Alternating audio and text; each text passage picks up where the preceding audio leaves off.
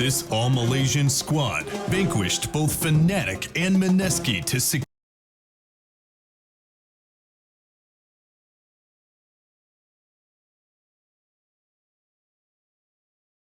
game. Mid laner Nana is a force to be reckoned with, and this fledgling team is well on its way to success.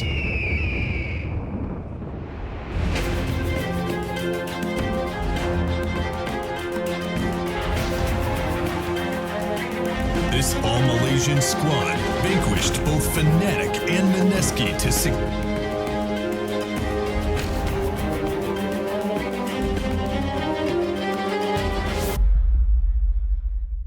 game. Mid laner Nana is a force to be reckoned with, and this fledgling team is well on its way to success.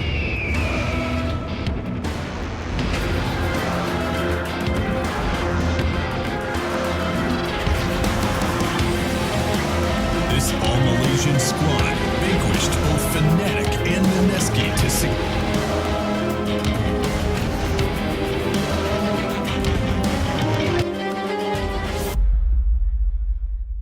game. Mid laner Nana is a force to be reckoned with, and this fledgling team is well on its way to success.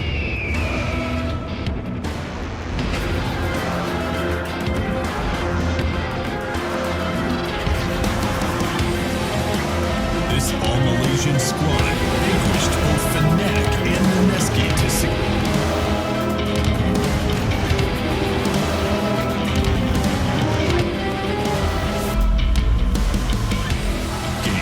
Mid laner Nana is a force to be reckoned with, and this fledgling team is well on its way to success. Quite the contrast on the main stage here for Monster Energy. You have Warriors getting when I was desperately trying to find this all-Malaysian squad vanquished both Fnatic and Mineski to it is truly not a mismatch. Yeah, chance for Warriors Gaming to add a few more pages to live with the Mid laner Nana is a force to be reckoned with, and this fledgling team is well on its way to success. Quite the contrast on the main stage here. You have Warriors I always rest, I was desperately close to mine. The first one said something equal to the rest of the fighting. This all-Malaysian squad vanquished both Fnatic and Mineski to that is truly not a mismatch. Yeah, chance for Warriors Gaming to add a few more pages to live with the Mid laner Nana is a force to be reckoned with, and this fledgling team is well on its way to success. Quite the contrast on the main stage here. You have Yeah, Warriors their season pros, they have a very constant This all-Malaysian squad they actually, in a very similar manner, their games, they usually draft like very even lineup that has multiple different damages. It's very well magical. They have a concrete initiator as well. It's a very straightforward. is a force to be reckoned with, and this fledgling team is well on its way to success. Quite the contrast on the main stage here. Yeah, their season pros, they have a very constant This all-Malaysian squad they actually, in a very similar manner, he does. There's a lot of times he sacrifices like so for the Mineski has multiple different damages. It's very well magical. They have just a basic initiator as well. Very straightforward. to be reckoned with, and this fledgling team is well on its way to success. Quite the contrast on the main stage here. Yeah, their season pros, they have a very is going to be not necessarily the roster that jumps off of the page. To you and to the desk, it does seem like the general consensus is that they pick up these victories as a team. They function well as a unit of 5. I think that's super important. You get a lot of teams that are maybe less fancied and they've got like one star player. But I like the idea that a team that you can do better. You can do an awful lot if you work together as 5. And I think Warriors definitely demonstrate that. What's interesting as well, I did hear whispers, Winter, that you were suggesting that Nana has been regarded as someone who's relatively quiet, a reserved voice in the team. Is this something that you believe can have an adverse effect, or is it okay? You sit support, you do your job, you don't necessarily need to communicate.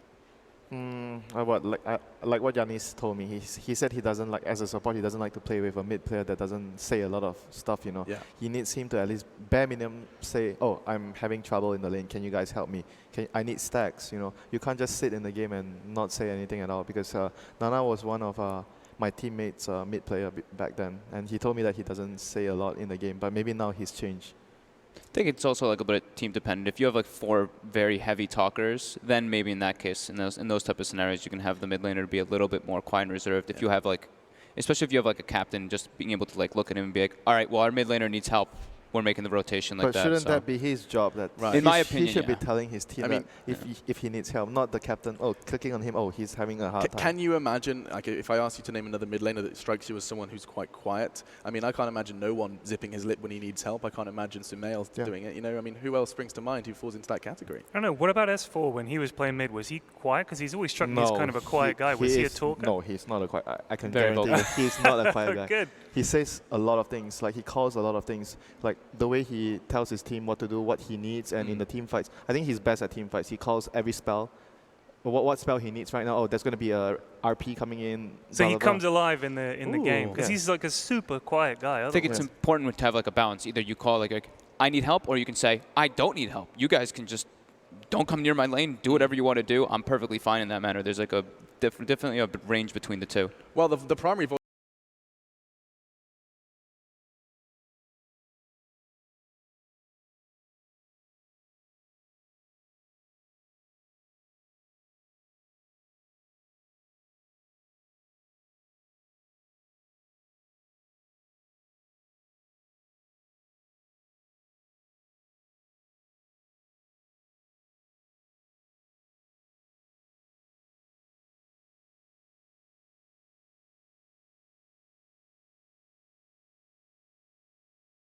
in Warriors Gaming is Afu. He is their captain, and we had a quick glimpse of what was going on in his mind ahead of this game.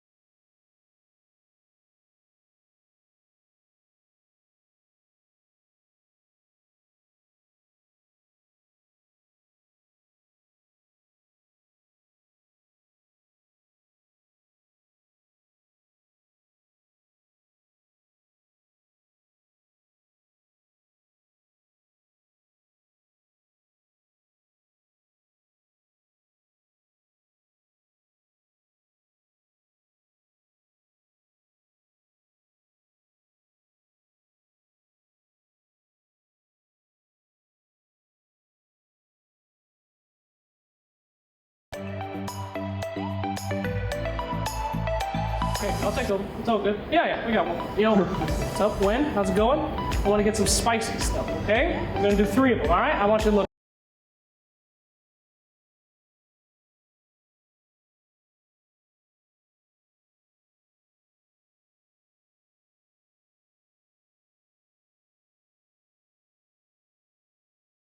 Scared, you know? They're coming at you. You're in Roche. You're alone, baby. Give it to me.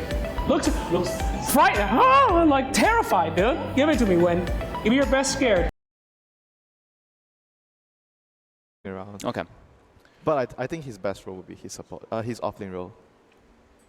I want to take a look at this featured matchup. I want to go ahead and put these two guys under the microscope because you know who's featured. It is the aforementioned Afu and Jerax, both playing the support role. However, there are some integral differences. First, we start with Jerax, who has been hailed by the analyst desk to be one of the best, if not the best, roaming support. Does that sound about right, Ted, from what you saw from him yesterday? Oh, he's great. I love watching him. He's just one of those players that can make plays happen, and that is so important. We've talked a whole bunch during this tournament about support players being able to enable your carry and your mid to go on and do great things. And Jerax is a guy you would love to have him on your team. He's a natural. He's gifted. And that spotlight video as well. We learned quite a whole lot about what was going on behind the scenes for Jerax, didn't we? Yeah, I mean, the fans love those. I love watching those because all we see from these guys is they come out on the stage, they go in the booth, they come out of the booth, and that's it. You don't really get to know them. But yeah, he seems like a really cool guy as well.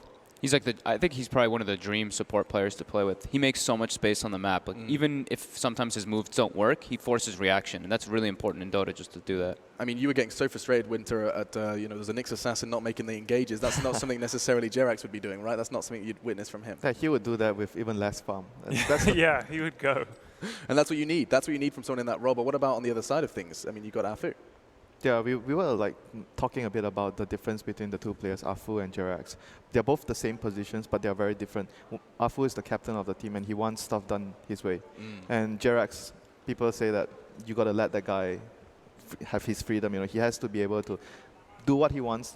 The captain doesn't need to take care of what he needs the player to do. You don't shackle the wild stallion, all right? You let it run free, and that's Jerax. So is OG a bit more of a diplomacy, and we've got a bit more of a dictatorship coming in from? No, I think it's player, depending on the player. Okay. Like some players are better off on his own, and some players are better off. You need to control that specific guy. You stop him from diving. Some players are like that. OG seems more diplomatic though, right? With Fly.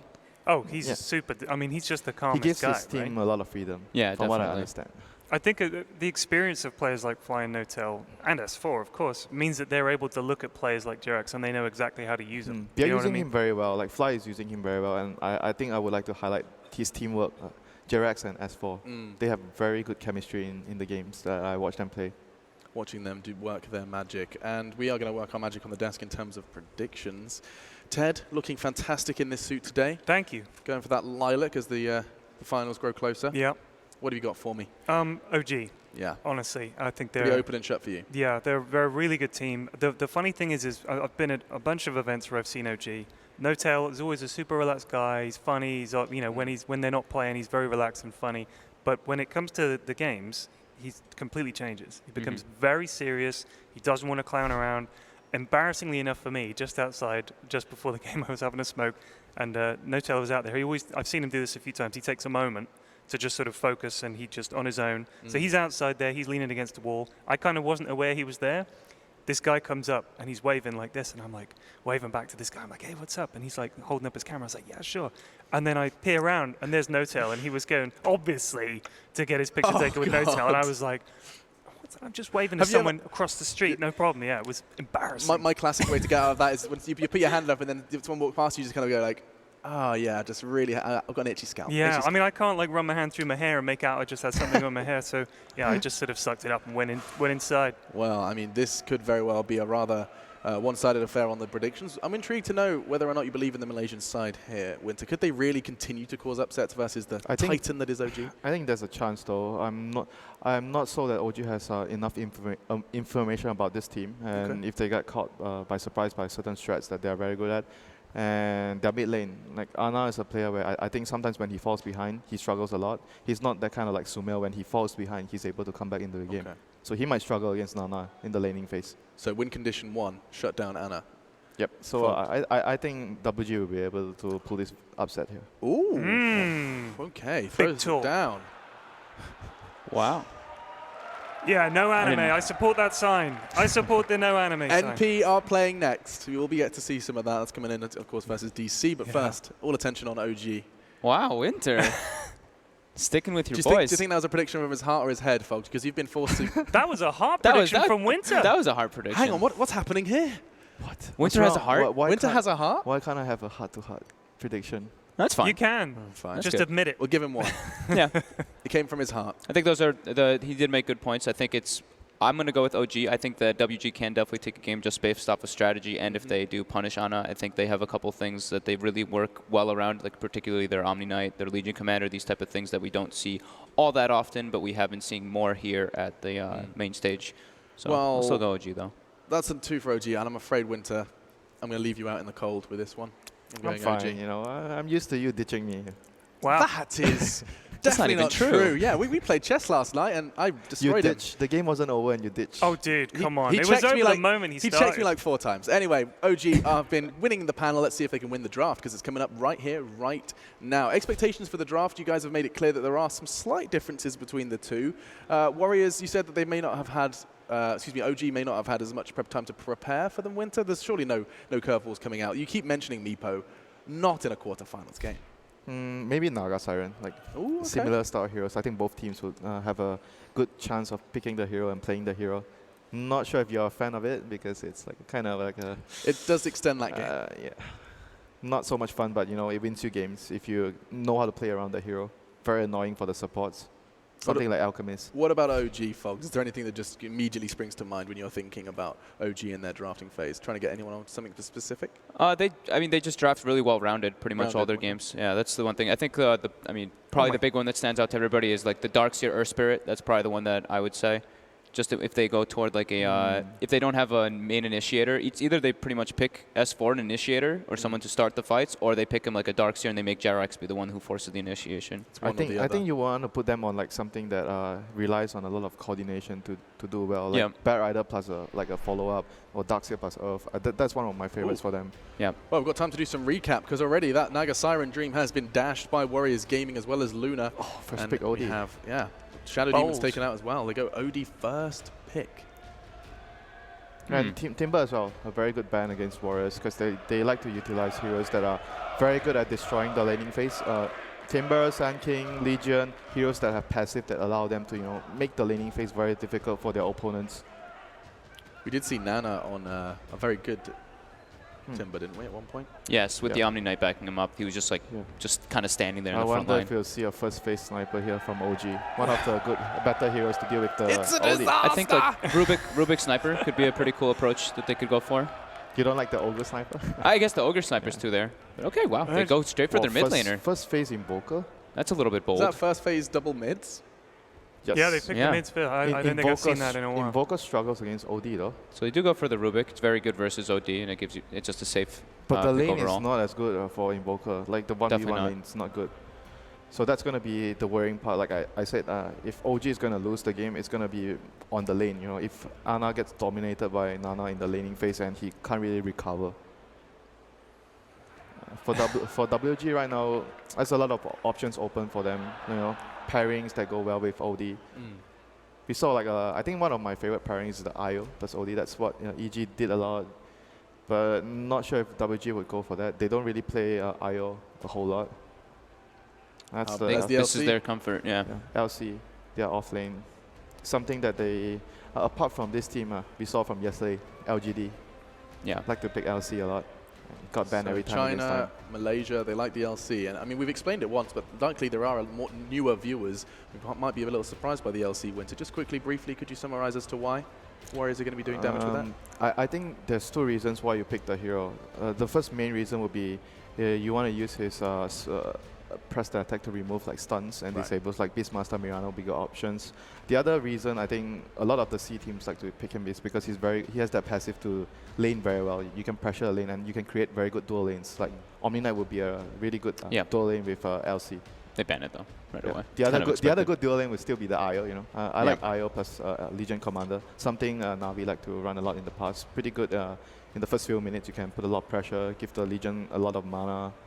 I just thought about a kind of cool interaction too. If you duel somebody and it's like, oh man, my LC is gonna lose the duel, you put him under, and then you kill the other guy, and you can still get the duel damage. But I mean, that's just a small little interaction. I think it's cool because it leaves it very open. It's like, okay, we know that this is the mid, we know that this is the off lane, but it doesn't show any of the supports at all. So they can still pick some interesting combos and still build toward their like 5-man unit. So is this going to be a Jerax Rubik? Because I've seen him play Rubik before, like incredibly well. On this team right now in the current patch, I think I favor more of like a 5 Rubik, but I wouldn't say it's entirely not possible for you to run a position 4 Rubik. Yeah. We've seen support Bat Riders yesterday, so I'm not going to say. Yes. and Mind-blowing. If the guys at home missed that, strongly recommend searching on the internet for Purge's explanation of that support battle. Yeah, that was very funny. That was brilliant. I mean, remember what I told you about the 4 role? Like Alex, it's not about what heroes you play, it's the way you play the hero into a roaming position. Oh, he's a troll. Don't wake him up. Just Don't leave wake him. him up. We'll have a solo cast.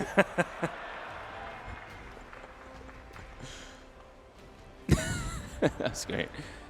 So they ban out the Drow, they ban out the Omni Knight. Yep, heroes that would allow WG's lineup to shine in the laning phase. Drow OD don't really want to deal with that. It's very difficult. Like OD alone is gonna be a lot of problems for the Invoker. And both those are like 5-man enablers. The Drow and the Omni Knight just lets Warriors group up.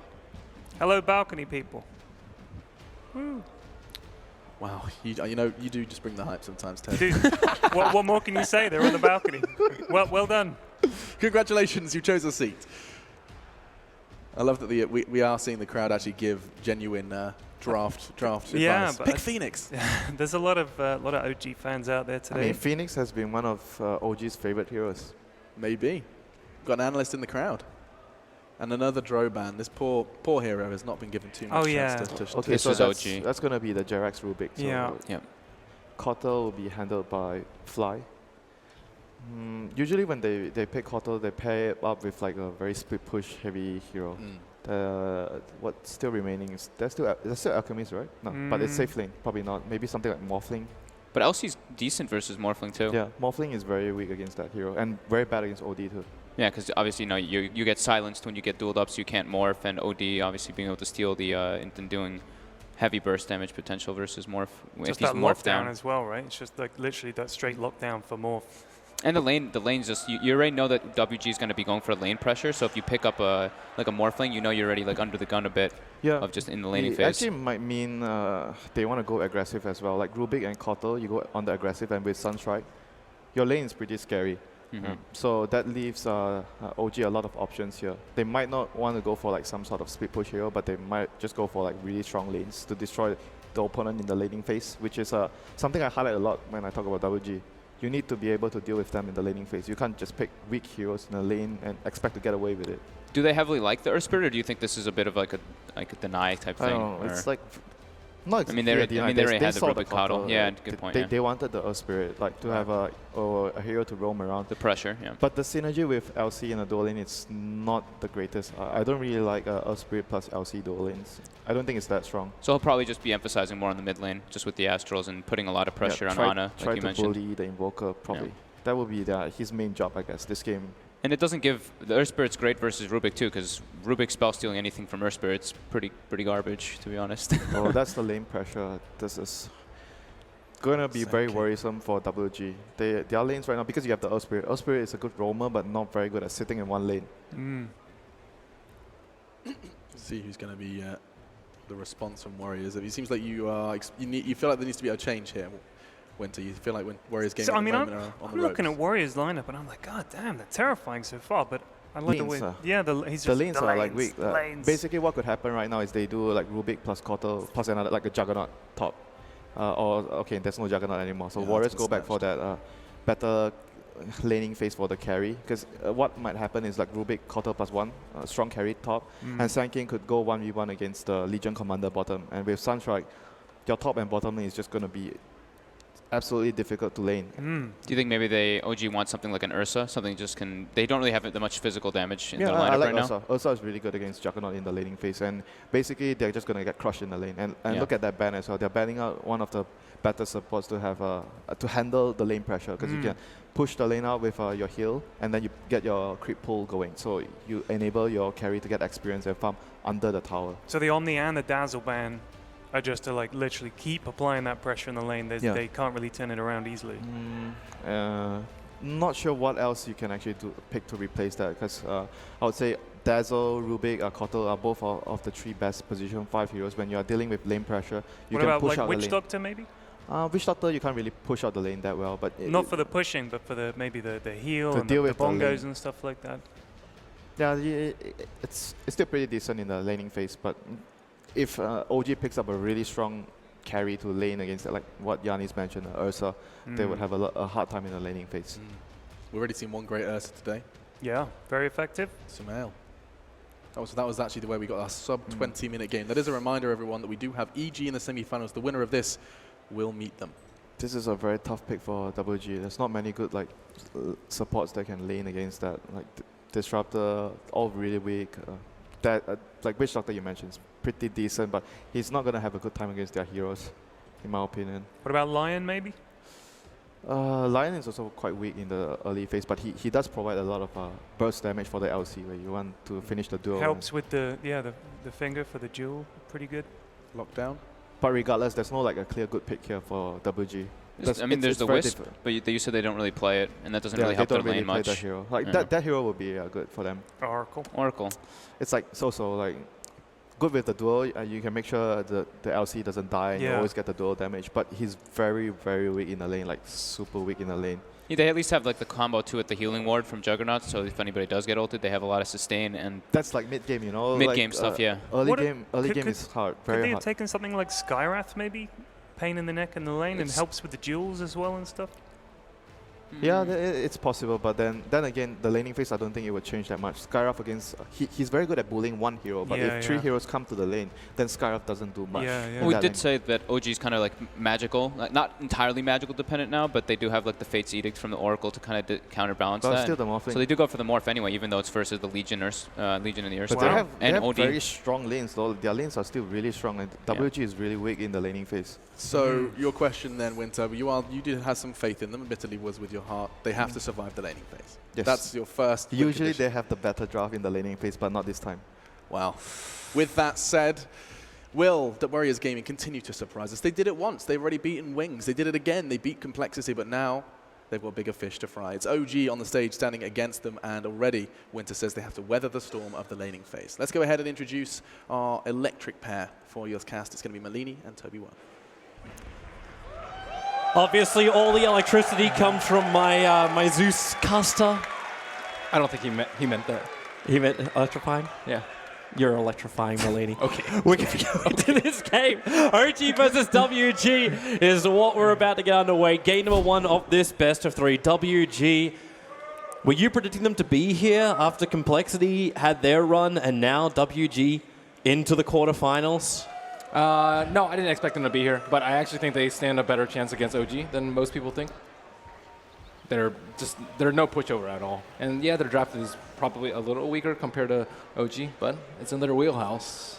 Well, if they can survive the laning phase, as Winter said, then maybe we are going to have one hell of a game. Both teams look like they've got a really stable lineup where there's no real weaknesses beyond the laning phase.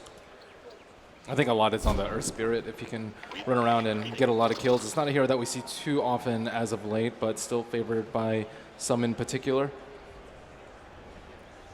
Because if he can pressure the lanes and force the supports to break up and maybe have like Morphling left on his lonesome or force their one of the other heroes to run around, like Jerax maybe play way more defensively instead of offensively, I think they can do okay in the laning phase. Speaking of Notel being on his own, we might actually look at this little small movement. So OG are already changing their lanes up. So S4 is going to head down to the bot lane. This is going to push Notel to the off lane. Now, he's done this role before with a couple of other heroes. Obviously, he's been playing a hell of a lot of Luna of late and has been heavy on the rotations. This time around, when you're playing Notel's Morphling, do you want him coming into early fights? Or is it that farm up, you're going to be brilliant in the mid game, just survive until then? Well, the great part about this is he doesn't actually have to make the decision. With a keeper on your team, you can just recall him if you'd like. However, Notel is one of the carriers that I would say is most involved with his team. Generally, it's like more Luna Juggernaut that we see him fight more often. But yeah, it's very easy to just bring him in while he's farming. No problem. And then he can just replicate back to the lane that he was farming in. Jirax is starting his rotation. X-Nova's going to see him moving to the top lane. Jirax already had his own Observer Ward down, but he didn't get a glimpse of X-Nova moving over.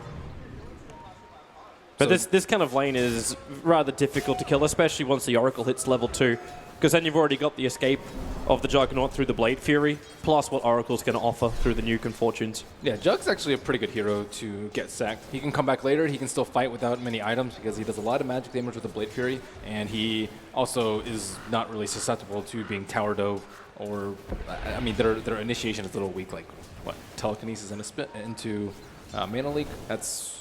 It won't be able to kill a Jug. He can easily spin TP at this point in the game. Yeah, the initiation comes later when the Morphling gets bigger. Bot lane, there's a lot of farm actually coming into Kangaroo, as Afu just gives him a lot of space around S4 too. Yeah, they need to at least win one of their lanes. And it seems like they're winning 2 of the lanes right now. Nana ahead up and CS just barely in the mid lane. And Afu, as you mentioned, kind of bullying out S4 in the bottom. And top lane, OG, Jerax and Fly are kind of just running around. They want to utilize the big pool. That's one of the benefits of aggro try on the OG side. I guess both sides now. But if they can utilize that pool, they can come out way ahead in this lane and severely impair the Juggernaut. Well, it's already, but the Morphling's already far enough ahead as it is. If they can just keep the balance, then sure. Oh, there's a haste rune for Jerax on the top. Now, this is a dangerous thing to have with his boots up as well, that high movement speed, just making a run over on Nana, but no telekinesis, so there's no straight setup. Anna's not going to be able to get that Sunstrike onto position. And Earthspear's ready for this. He's actually sitting in behind the tree line to the east of the Tier 1. Interested to see exactly what he's waiting for, because you can start off with the Astral Imprisonment, and then you can Rolling Boulder in. It is a level 2 Earth Spirit, so here we go. Rolling Boulder over, hits into Anna, and with the kick, pushing him back down the ramp. Does Anna have enough life to survive? Got the cross up, makes a break for the tree line, and Anna, no points up in the Arcane Orb, but still only a level 3 OD. So Anna survives on roughly 30 HP. Oof, that was so close. They did the best thing that they could with the block, but just not enough damage. That little bit of extra armor from the Ring of Aquila certainly helping out there. A very underrated build. Well, you asked for it. You wanted the Earth Spirit to have his rotations, and Fu was happy to oblige. Even if he can't find the kill, Invoker having to burn more consumables. Yeah, and OD is ahead in CS, and that was a good rune for OG. Jerax looking to go back to the mid lane. He knows OD's very low on regen, like Wild Sunstrike or a Telekinesis and a Sunstrike could spell a kill for them, but I don't think he'll be able to get a courier kill at this point.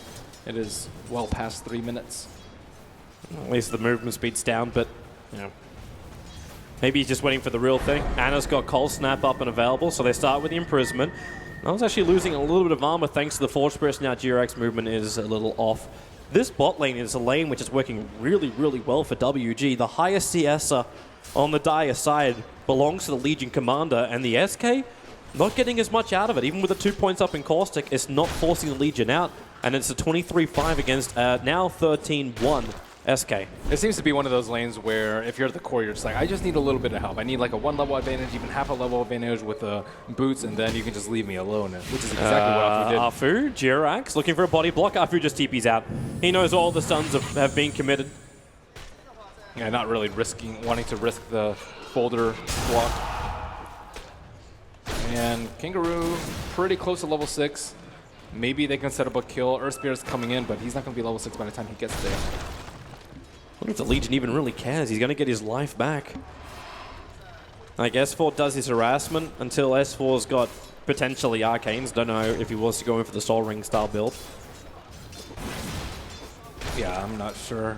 Sometimes you'll see Arcane, but here he has Keeper on his team. It's not that big a deal that he's going to run into mana issues. I think they do need the Blink as soon as possible because he's by far their best source of initiation, and of course they want to create space for the Morphling later. Well, he can get away with it. Like, the Ring of Regen's enough to keep him in the lane up against a Legion who's not doing anything to harass him. This may change a little bit later on. Noticing the build with the 3 points up and overwhelming odds and almost dual 8 points away of experience from this. Really great time for the Earth Spirit to arrive on bot lane. So now Legion is level 6. They might see that there's no creep wave in the next wave and hunt Jerax down. They have the free scouting with the Earth Spirit. It's still half duration on his invis. Now it's about the time where you're like, okay, the creep wave's not here. Something little fishy's happening. It's kind of funny because the shoe's a little bit on the other foot, because normally with a Legion Commander you have someone like an Invoker who will lend a Sunstrike. But in this case, the Sunstrike's on the side of OG. S4 walks in, they drop an Reservoir Ward behind. Can they catch him out with a stun? Well, there's your overwhelming odds. Kick will begin. He's low. Now the taunt begins, but Jerax throwing away the Legion Commander. Is the damage going to be enough? No, the OD Imprisonment. It'll arrive. This will still find the kill in favor of WG's mid. Nice little play by the Rubik there. I think Rubik, like, he tried his damn best to save the Sand King, throwing away the Legion as far as possible. But no dual damage, I guess, at the very least for OG, but very well played by Earth Spirit. Very good rune for him, and I like his Observer Ward placement to see exactly what was going on behind enemy lines. They have to be very careful with the LC duel later on into the game. The Blinding Light is very annoying to deal with as an LC, because by the time you've already dueled, so you can't purge that blind off. S4's TP tops. This is the first rotation of the offlaner. Notel intentionally taking damage. He is baiting in Jit. He'll make a break for the tree line. Cut his way out. The Sunstrike's on its way too, but already S4's found the kill. So quick movement from OG. We expect this from them. They've done it the entire major around. Normally it's with their one position rotating, but it makes a lot of sense for S4 to come. And they have to be really careful with their TPs, just like the Earth Spirit. He could have spun TP, but he was like, okay, this Morphling is manning out. That means more people are around. But by the time he realized that he didn't have 3 seconds left on his Blade Fury. They're TPing him. The Juggernaut's there. Now, with the silence on the Morphling, Fortune Send locking him in, and no tower will fall. OG thought with the kill, maybe they can get a significant amount of damage and potentially even the whole Tier 1 tower on top, but they lose their Morphling instead. That required very precise play from the Earth Spirit. There's a Berserker Ward behind the tower, so they saw where the force was, but he rolled in, he did the pull as he was rolling, and there was just not enough time for the Morphling to react to get the strength gain before the silence came out. Another in, actually this one's just smoke. Jirax walks up the lane. Sunstrike, oh no! He threw him out of Anna's Sunstrike. You've still got Notel to waveform in. And Imprisonment will kick in, and S4, he is totally dead, Nana. No matter what happens here, the Burrow Strike from S4 hasn't actually what got the kill, it was Anna. So OG will have to pressure a different Tier 1 tower. Already X-Nova TP's in. He'll be able to pull the way back with Fortune's End, or just his basic attack. OD also wasn't able to spend all his money there. He had 250 unreliable, but just kind of sat there during the Astral, perhaps waiting for his teammates to come in. But there's no really saving him unless they have False Promise up on the Oracle. But as of right now, OG, they're trying to pressure the mid in the top lane while letting the LC farm up. They don't really view the LC as that big of a threat, I think. S4, Epicenter as well, commits. Legion Commander will press the attack. No reason to duel, he was dead. Yeah, the Sunstrike pressure is just way too strong. It's really threatening the other 2 lanes without OG having to move around a lot. And WG really didn't want to have this kind of timing. They needed that Legion Commander because now Earth Spirit rolls in. And again, it's this rotation. Silence on the SK. No way to Burrow Strike out. He'll die from the Astral Imprisonment. Easy kill. This Veil is going to do a lot of work for them, too. It synergizes especially well with the Earth Spirit and the Oracle, I would say. And normally you think of Nullfield particularly good versus WG's lineup. But with Veil first item, even before Treads, they're going to be hitting very hard. Like, even Astral Imprisonment itself is a fair amount of magic damage. And this is something OG will not be surprised by. They do have one of the best Earth Spirit players in the entire world in the form of Jirax, and he loves that Veil-style build. So they know just how much work WG can do in the early game. For now, WG are just happy taking in Tier 1 tower. Fu sitting behind the tower as Jirax smoked up in mid, waiting for someone to defend this. Well, the Oracle's there, but he's just there to pull the wave back. And they are reinforcing with the Earth Spirit, so no chance of a kill in mid, and there's where you turn your eyes to top lane. They know that there are no supports with an Observer Ward behind, and see 2 heroes move up there. Spin TP. Take out the creep wave, get the hell out of there as the Juggernaut. Move on to another objective. If you lose your Tier 1 tower on top lane, you're okay. It's a straight Tier 1 for Tier 1 trade. Yeah, and a lot of fighting items coming out. Morphling also going for a Treads first as opposed to a greedier, BOTs or even straight Linken's Rush from him. S4 and Jirax are hoping for some kind of opening. The vision does see a little bit further up. That's just the hero vision. Look around in mid. Kangaroo, Nana, wrapping around that mid T1. They're flanking Ana. Well, this initiation timing is not too bad. You still obviously don't have Legion Commander with an ability to close the distance, no early drums, no Blink Dagger. And no Blinding Light on a Keeper. That Blinding Light is really good versus the OD and the LC here. Like, it's going to be very difficult to kill people during the duel without those. Describe this effigy. It doesn't have one, so you can fill in the blanks. It's Juggernaut's version of the Fear Pose. I would say googly eyes. Look at those eyes. That is not natural. Either that or I do yoga. There are no words for that, Toby. Yeah. Well, hang on, we just gave him some. But he didn't have any for himself. Wow. Rumble in the jungle. Where's that? Oh, I like that one. Good caption. Good caption. I'll give it that one. What are they all looking at? I honestly don't know, but he's having a very close inspection of the Centaur's shoulder. Yo, look at them. They're like best buddies. Satyr has his arm around him. Hey, everybody needs a hug, man. Everybody needs a hug. That's how you get Macho Centaur. That's the competition for that one. Well, you need to be able to do effigies of neutrals. That'd be cool. That would be a... I don't know if I'd waste a block on that. It's not a waste. It's not... That reminds me of Zai's. Slippery when wet? Zeiss was kill me. That was his caption. Because Morphling just, I don't know. It just kind of looks like he's giving up on life there. What is this? It's inscribed as "Don't hit my face," but is it like workout? Like you got to look at a very close area of a hero to work out who it is. It looks like an Earthshaker, judging by the totem, and the reveal.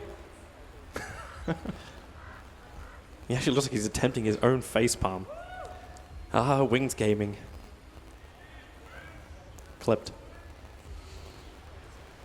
All right, maybe we should actually talk about the game a little bit more. So we have a small break. So WG, not a bad start for them.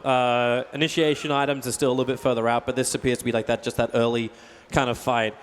Do you actually want to allow this to happen? As long as you're like up against someone like a Warlock where there's a big golem coming down, is there any negative side to both sides actually looking for early engagements?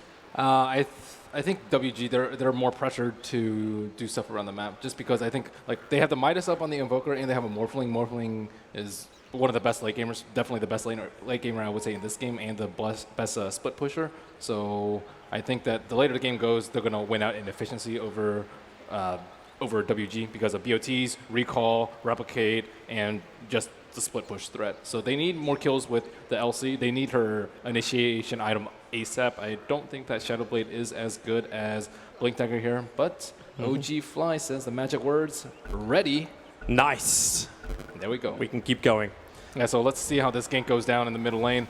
And they set up onto Ana, keep her lights there. Everyone from OG rotates. Yeah, they're ready to fight this one. Ana dropping so low, those nukes, and then the following kick from Afu hits the mark.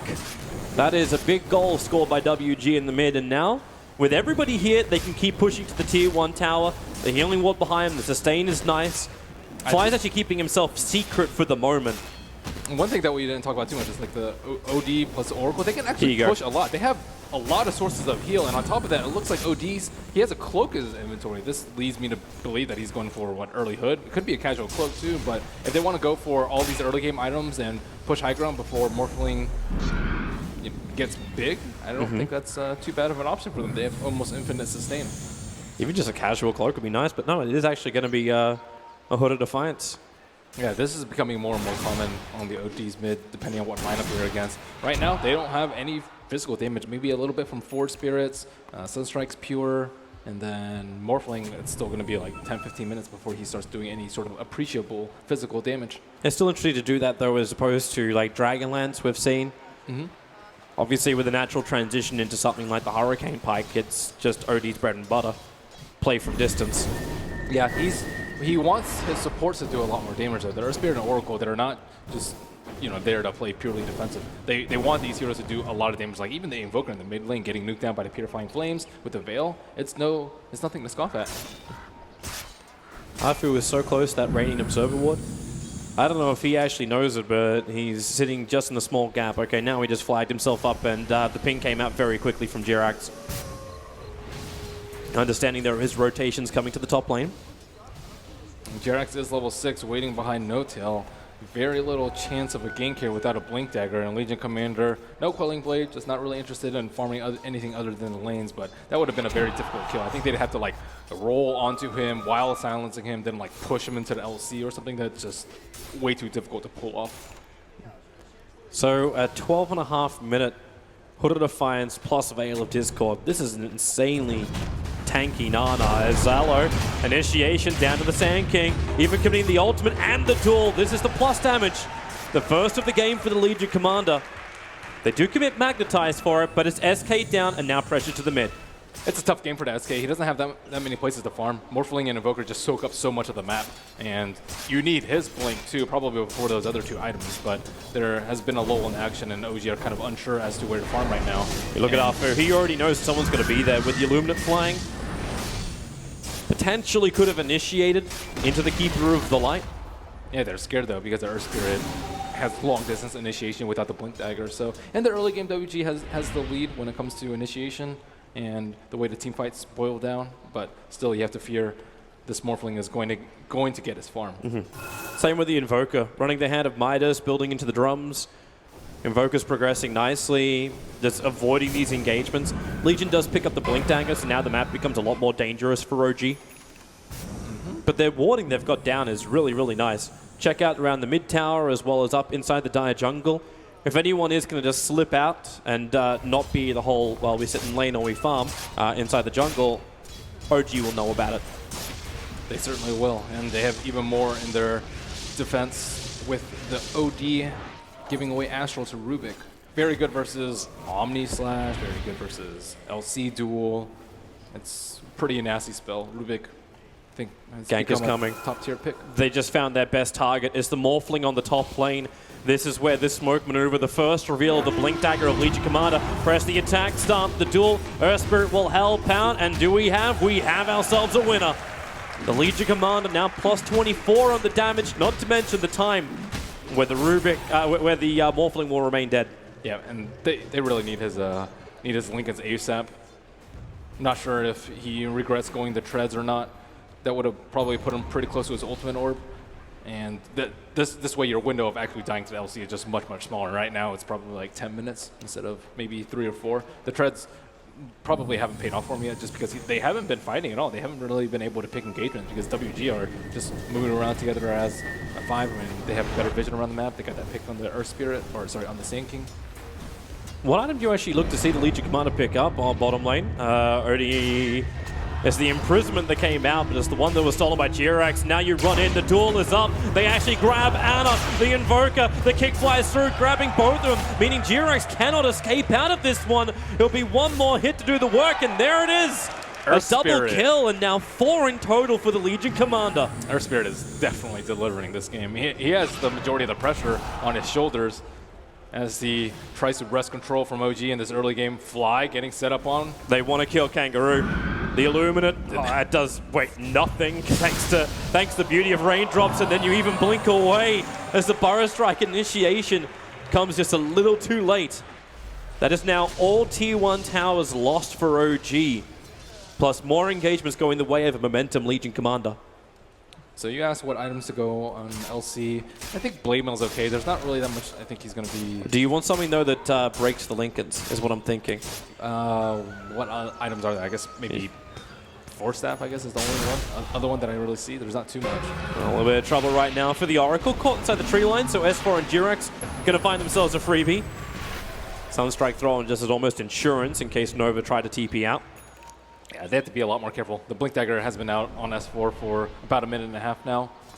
And despite OG being slightly behind in kills, they're still doing pretty well in net worth. And I would say that they have better late game, especially with OD going like this very mid-game centric build. So they need to be able to survive in the next 10 minutes, not give up too much, not give up Roche, and not give up too many towers. And a lot of that is on like the Keeper to be able to stall while keeping himself safe, the Sand King to be able to split push out lanes without getting caught by the Legion Commander. So it's a very tense game at the moment. Fu now has his own Blink Dagger. They have no Observer Wards for this smoke gank that we're watching from WG, hoping for some kind of target of OG inside their jungle, but it's empty. The rest of OG are farming up Ancients or pressuring out the top lane. So here it is. WG makes the most out of it. No one inside the jungle. Put up a defensive ward inside the Radiant jungle and start up on Roshan. Yep. And OG's suspicions are confirmed as the skin hits, and then do you contest though? There's no way. They're just not in position to do so. They're trying to get as much tower damage as possible, but it looks like Earth Spirit's already TP'd back to the T1. Yeah, so is Oracle. T3 rather. They want to TP to the Tier 2 tower and properly fight this with both the ES and the Oracle here. They'll have the problem where OG have better vision. The Observer Ward's already on the hillside, but they're rolling boulder forward. Afu with the control. Sunstride's coming in. The Burrow Strike from S4, plus the Deafening Blast. It was stolen, but it's still the Morphling to go down with the taunt. Will it be enough? The Invoker will fall. The winner is still assigned to Kangaroo. And with the Kicker and Keeper of the Light, they silence the SK. No easy way to run away from this one. OG, they thought they had the advantage. They thought they had the vision. That's not a play that you expect. The two supports the TP back there early on. That's what set it up all for WG. And they both TP'd back like to the T3, so the T2, you can get that 3-second TP in. And this Earth Spirit is just destroying No-Tail over and over again with those silences.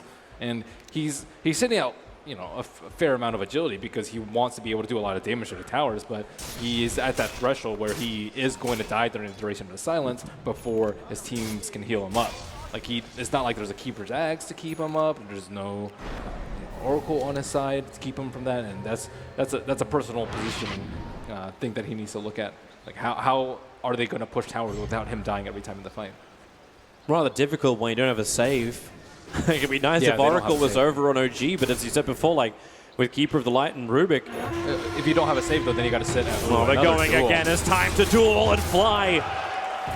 Well, like Kaiba continues to lose. Now the Tier 2 tower will be claimed as well. What was that a reference to? You should know. Tier 2 tower, so that belongs to WG. You continue to add a lot of pressure. They've got a lot to work with still with the Aegis Immortal.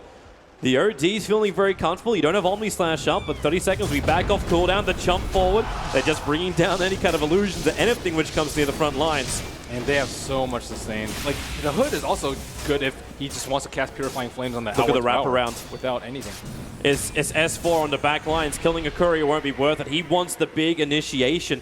Under the cover of Invis, there's no detection down for WG. I think by that ping, they worked out that something is a little bit awry. But the Invis room wears off in 2, 1. S4 makes it to the tree line. The ping came out. That one actually came out from S4. But Juggernaut's on the run back out with Purifying Flames, plus the press the attack. There's 2 very low. S4's got a nice target. It's a Legion Commander trying to TP out right under the SK's nose if he even has one of those. Legion Commander, okay, with face boots, slips back through the tree line. The S4 still hot on the tail. The duel will begin. Will it actually be enough? It will be. Kangaroo will find that kill, while Anna got peeled off on the bottom lane. 2 heroes down for OG. Only the SK has buyback, and WG again come up into the OG home. They just had no vision back there. S4 was trying to make a big play with the Epicenter, but his invisibility wore off, so he couldn't see any of the heroes, and he was playing blind from the nice side of the map. Fly slipped that one in. This LC is just immensely difficult to kill. Pick up, throw it back down again on the OD. They got nothing. Nova's still hovering in behind him, and this is just like Oracle has never-ending heal to give out when he sits next to the OD. It's quite nice. Don't really need arcane boots. He just picked it up, but I mean, he's been doing a lot of work without it. First 20 minutes of the game. I think he just needs a little bit more of a mana pull, that's all. Yeah. And they were sieging that with just a Yasha on the Juggernaut at that point. Now he has Manta Style, but I mean, they don't really have the items on some of their cores. I guess the OD is mega farmed at this point. But his item build is really good for a sieging. So you got to remember, got about 1 minute and 10 seconds until the Aegis the Immortal will be reclaimed from the OD. And they're trying their damn hardest to split push with the Morphling. Him and Ana are actually on the bottom of the map. Yeah. Like, it's kind of right. Like, if you don't send both of them, then WG's not going to see it as a real threat. But already, like, the Juggernaut TP's back over. He'll hold this out.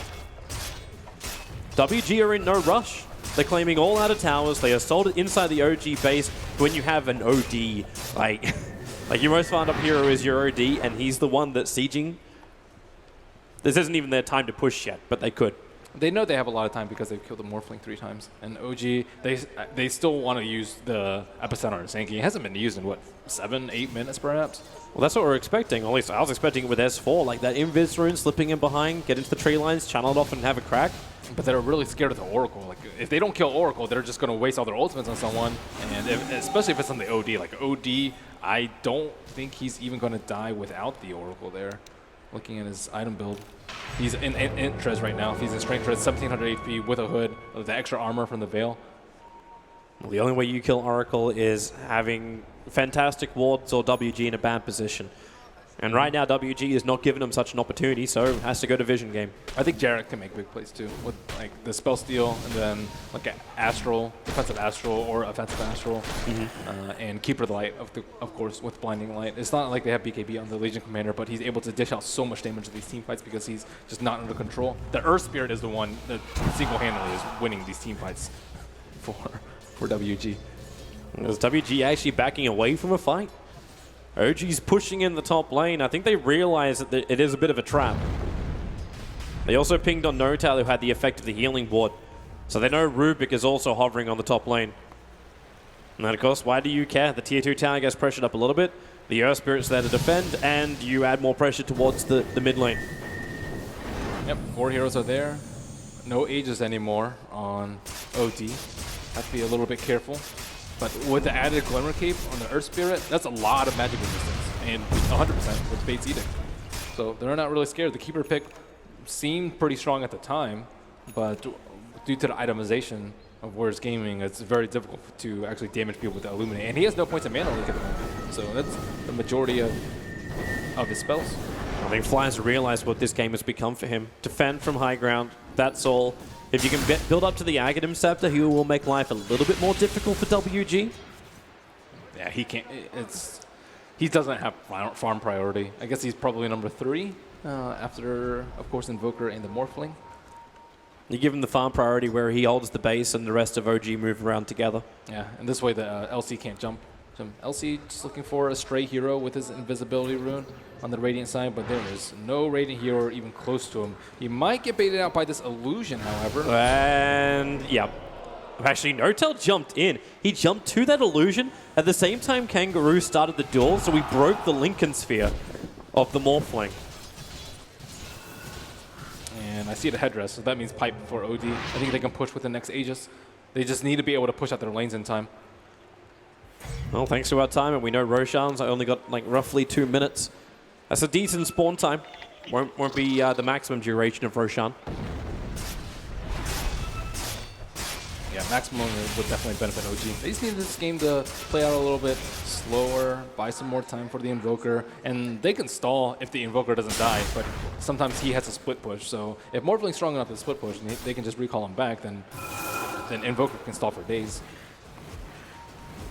All that time is getting them closer on the net worth. Like, it's only 2,000 in favor of WG. Experience is a little bit more heavily swung the way of WG, around 7 grand.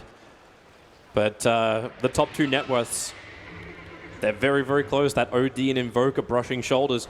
There's WG on the hunt. They want to try and tilt this balance.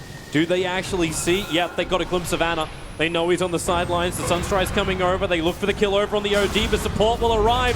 Ana's going to get dueled up. And imprisonment from Jirax. He stole it, so cancels the duel win. Ana might be able to escape out of this one. So far, OG haven't lost anybody. In fact, they're thinking about turning this. The SK's down. No tell. Waveforms into the tree line. Starts his TP. Furo gets in. Can't find the kill, however. Wow, WG kind of had to brute force that fight with items. They saw the Juggernaut on the top lane with the Observer Ward right outside the T2 tower, so they knew that it would be a 45. And there is no T2 on the bottom side of WG, so Juggernaut took a good 25 seconds to come to that fight, and the Oracle was very far away from the OD, but luckily he built mega tanky and was able to survive. And as you mentioned, big plays from Jirax saving Ana. They need this Invoker to stay alive so they can keep pushing out those side lanes, and WG looks like they will claim this T2 tower. Well, it's only a matter of time before this would happen, but that fight could have been a lot worse. A lot worse for OG. Yeah, they're hitting all their timings with their items. BKB's up. Pipe came out not too long ago. Yeah, Diffusal Blade on the Juggernaut. He knows he can't do this. Like, press the attack. What are you gonna do? You're gonna duel the target? The Lincoln still isn't triggered yet, so he knows he can't find the kill. Wow, if that boulder had hit, that was really close. Maybe if he had his BKB too for that little bit of extra damage. That was extremely close.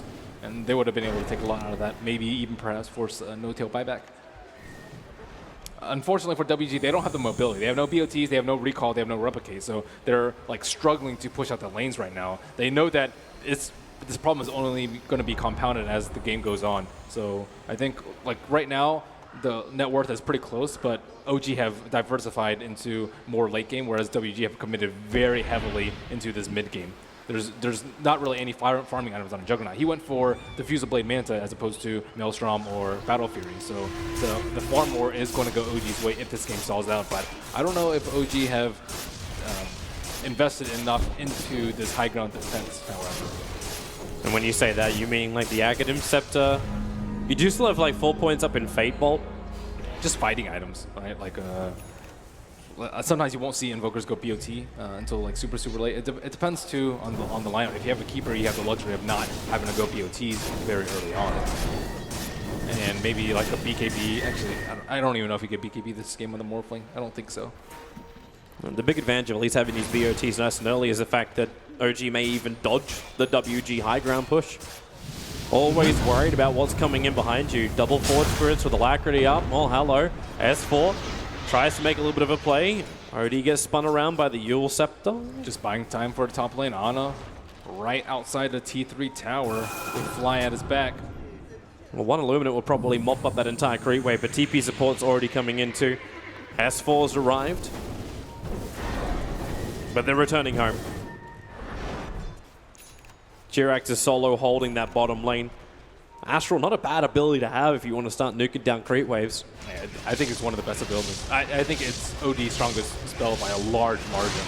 And being able to use it defensively and offensively, and it's such a low cooldown, very high uptime. So are they actually going to push here? OD is not there. He doesn't have a Blink Dagger, so it's going to take him a while to run up to his team. And in the meantime, OG will be like, okay, well, we need a hero to show on top lane for WG, so they can't push. And they're trying to force that already with No Tail waving past the creeps. He's actually using the replicate to scan and look on the other side of the tree line, but no TP scroll for another 10 seconds. This initiation on bottom. They find Afu, toss him away. Jirax doesn't want anything to do with this. This is their time, though. The Rubik had just pushed out the creep wave. Now they have a creep wave going into mid, so do they want to commit to mid right now? They just TP'd Ana to the top lane as well. OG have got all three of their cores looking to attack the top lane, and WG have got a choice to make. Do you come back and defend? Here's your first one. Legion Commander is there. Earth Spirit as well. They look to the Invoker. S4, can you help him out? The Burrow strikes out, but with the BKB from the Legion Commander, nothing interrupts that duel. And S4 now also on the run out. If they can catch up to him in time. Burrow strikes, other side of the tree line. Kangaroo gonna hop in right behind him. Still with that Magnetize, causing a couple of problems for S4, but he's got Sandstorm. And WG realize they're not gonna be able to catch up to him, but No Tail, that's a bigger one. Juggernaut finding him in the top river. He was begging to get to the regeneration room, but Archit denies him. And they're trying their best to push aggressively, but now their big two split pushing cores are down, and healthy time left on the Aegis. WG only limited OG to 4 kills thus far. And can they end the game here? Yeah, you're doing this while S4 is still pushing out your top lane. So again, S4 is trying to find some level of trade. The Dire Creep Wave, they don't really have one. The Illuminate's going to connect. Fortification as well, slowing down WG's attack, and they want to try and fight. They've got it. The melee, backdoor regeneration's kicking in. They need a little bit more damage than what they've got. Hard to finish the job when you just don't have the big deeps, but they'll still get there in the end. The melee racks will fall, but look to top lane. SK pushed him before. Ana's still there with the Forged Spirits, and this brought the Earth Spirit back. Easy racks. They're in and they're out. Blink, no duel, S4, Jirax. They weren't exactly certain how they wanted to approach that one. S4 was looking for the Burrow Strike. Oh, he was really quick with that Sandstorm. WG had the vision advantage. They have an Observer Ward immediately to the northwest. So really quick on the fingers there. They need to stop hemorrhaging kills. And S4's dead. Astral Imprisonment. The Juggernaut's preparing around him. Does he actually have a way? Burrow strikes down.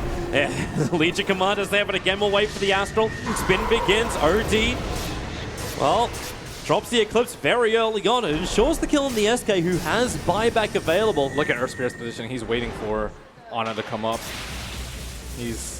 And Ana will not bite, knowing what happened to him last time. He TP's back.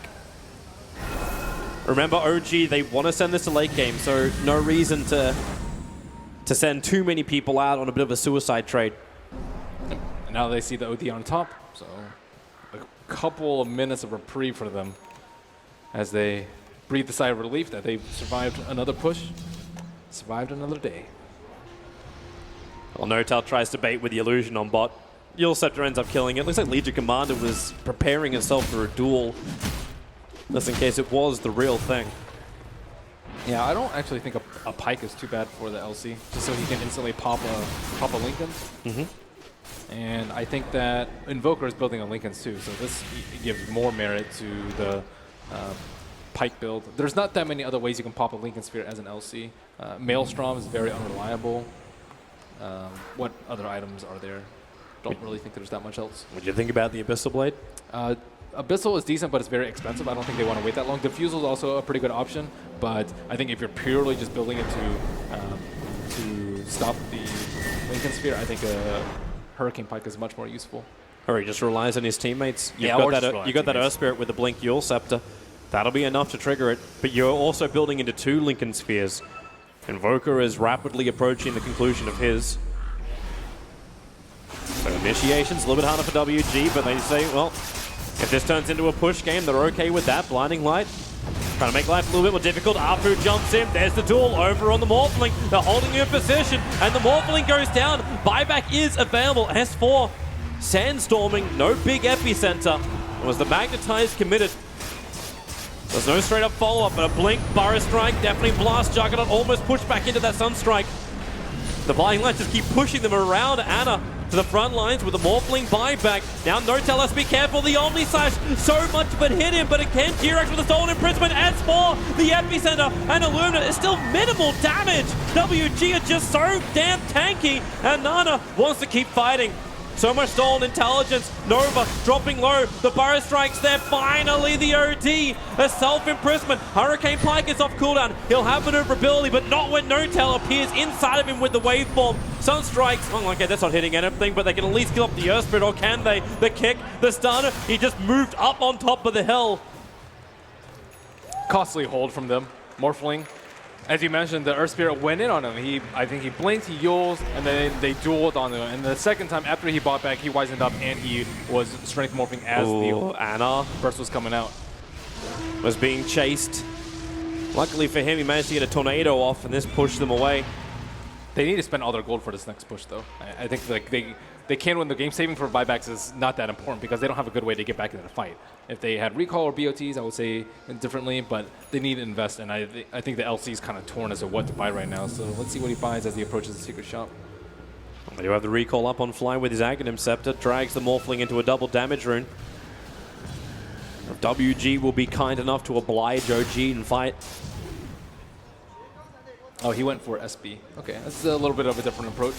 Still no good way to pop the Lincolns, but it will give the Earth Spirit information on who to initiate on, because right now the OG wards have been superior to the WGs in giving the information as to when and where they can split push out. But hoping with this he can bypass all the Observer wards that they have. I think it'd definitely be best paired with a gem of True Sight, and WG have not made any signs to buy one as of yet. I'll give him time. There's still a lot more left in this game if we go with the current rate, but it's bottom lane. Shadow Blade's about to wear off. No vision for Ana looking at the tree lines. Now you'll see the Juggernaut arrive. Ana picks up a Blink Dagger of his own, but 13 seconds till he can BT off this bottom lane. And the Legion. Kangaroo can smell it.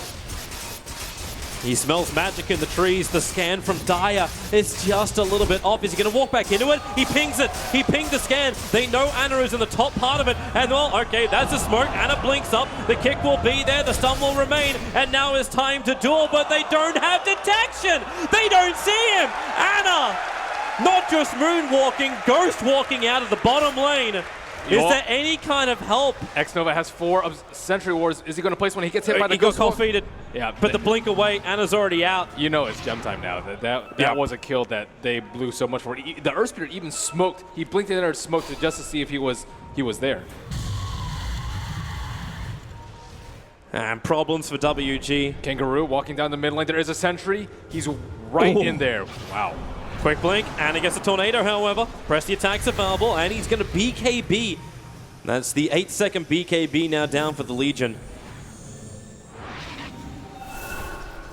I'm still surprised they haven't bought a gem. That's a clear sign that they need one, but maybe they're unsure as to who's going to buy it. The 2 supports don't have 900 gold as of yet, and maybe the Legion Commander wants to save it for Silver Edge or whatever item he wants to save up for. But I think they're starting to feel the pressure a little bit. They're like very desperate to kill the Invoker and kill the Morphling. The net worth still only 5,000 in favor of WG, but as this game keeps going on, the stalling with the Replicates, the Constant Illusions, the Blinding Light, the Illuminate, they have what they need to hold high ground, despite just being 1 racks down.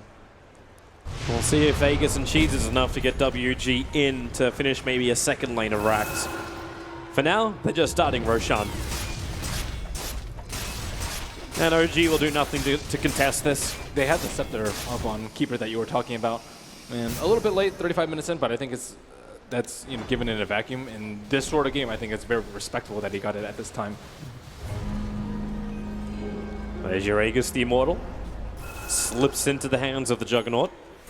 So Ajit will have to be the frontliner. He is a little bit tankier thanks to this Skadi style build he has. And finally a gem. Oracle has bought it. Is he going to give it to the LC so that he can hunt the Invoker and the Morphling? He still does need a partner. Himself alone won't be enough. But I think all they need right now is like a pick onto one of those heroes and then a push and force a buyback on one of those two. Oh, bottom lane, SK. S4 just got himself a solo kill onto the Oracle. Support is there, Juggernaut. Yeah, you're not finishing those BTs in.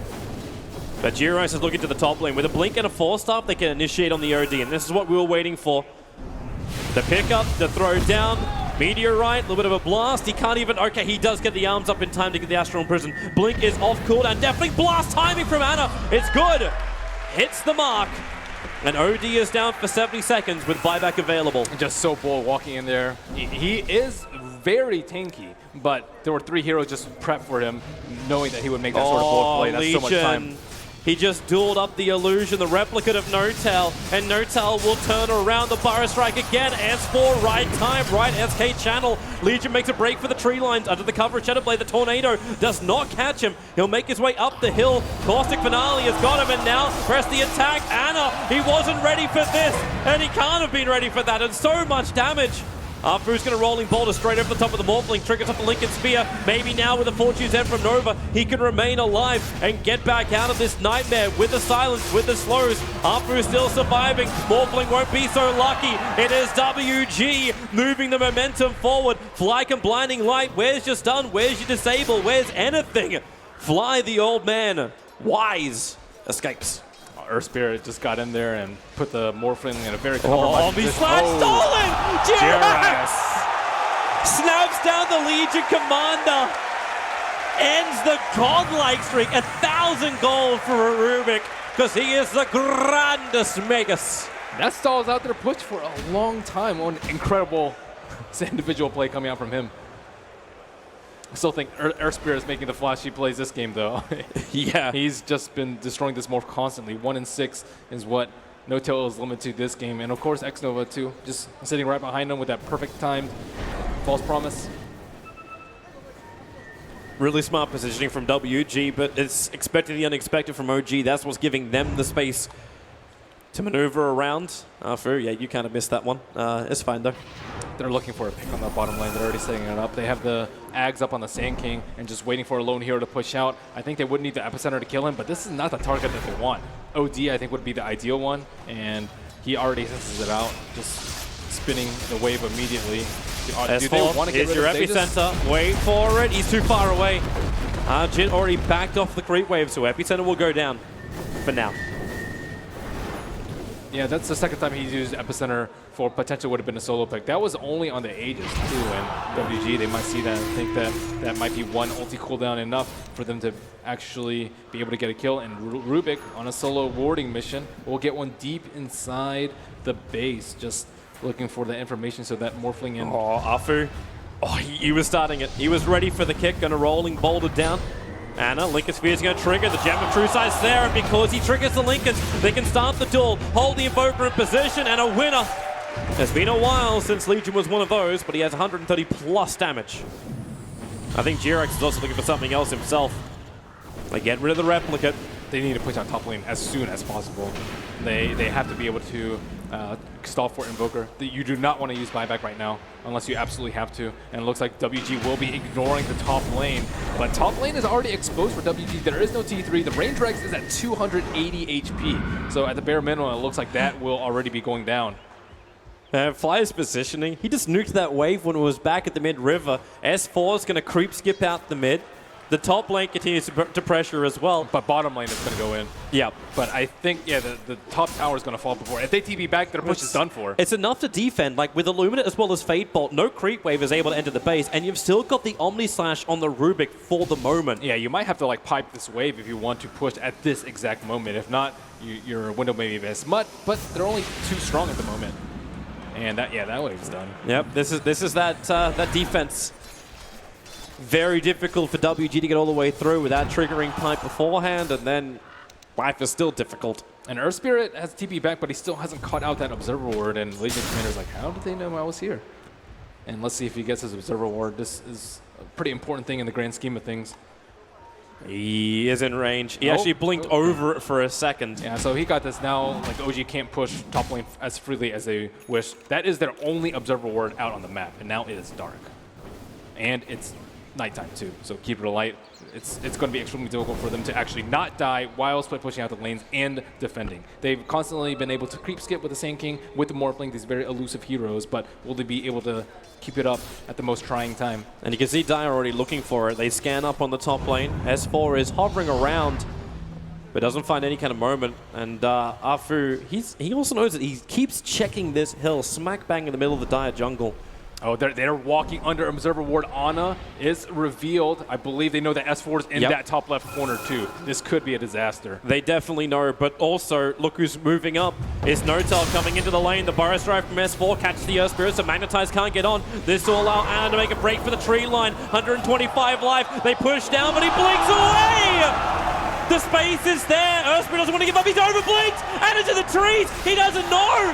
The TP out is again successful. Wow. This Invoker is one slippery little sucker.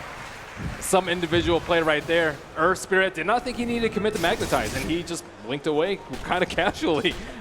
And that was a difficult one to escape, especially because WG got the heads up with the ward. And now again we find ourselves in this position. Yeah, that's all OG are Notel, get out of there. Triggers the Manta nice and early on to get the Linker Sphere off. Now overcomes Nova with the nukes. Notel's down and no buyback is available. He is down for a very long time. He thought they were just pushing down the left side of the map. I can't really blame him for that because he thinks that they're going for the game-ending push. But WG are like, well, why don't we just kill Morphling and then get a game-ending push? That's one way to do it. A lot safer to do it that way. They have to keep in mind that, again, keeping a creep wave alive is difficult.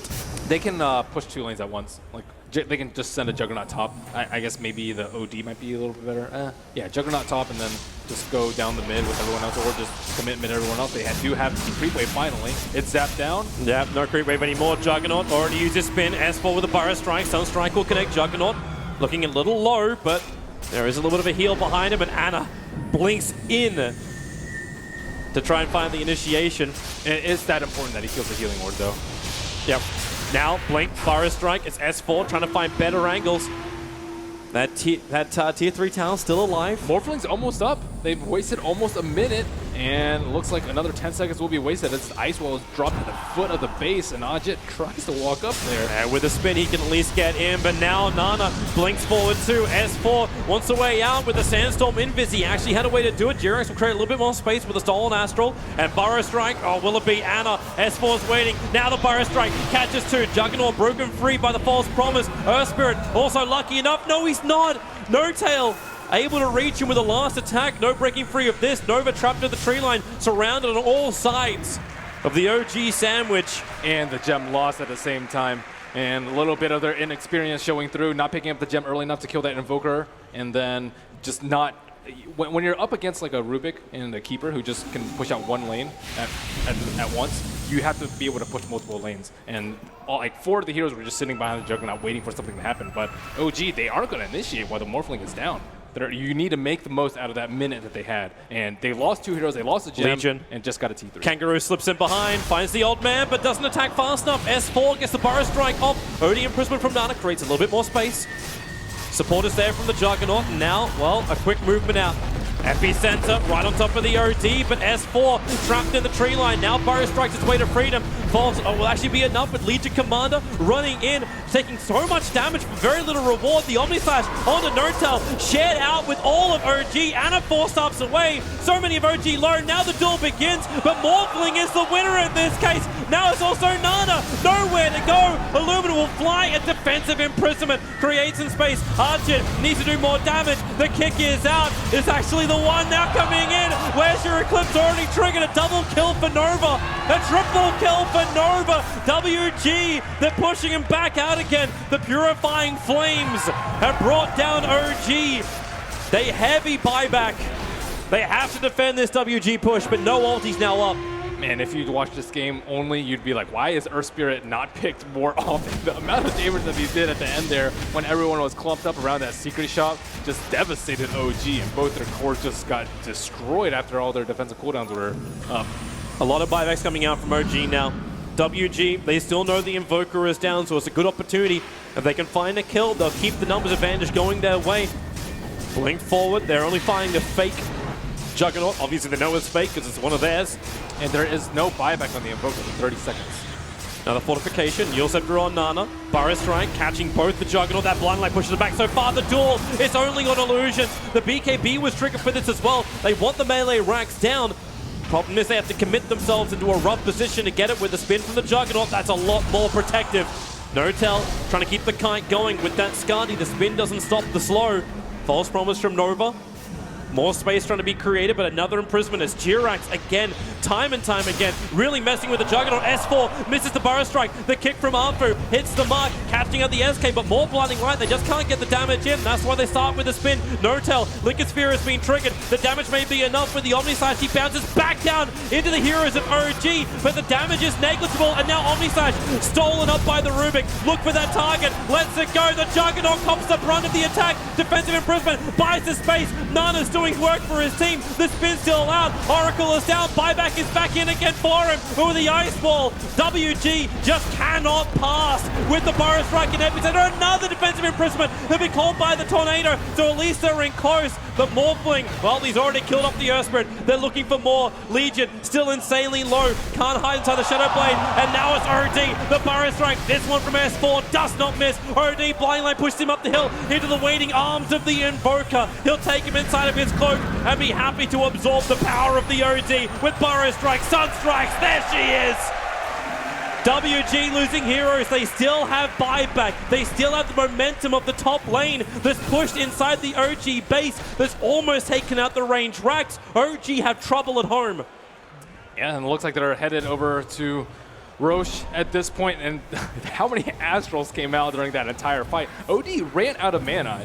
The mana leak percentage base incredibly good. I don't really think OD did that much damage at all. He prevented a lot, sure, with his pipe and defensive Astral during the epicenter, but still, they need more damage. The LC can't really do that much once BKB is down. The Juggernaut is the main brunt of OG's attacks. OG's not being fast enough. Roshan is not falling out.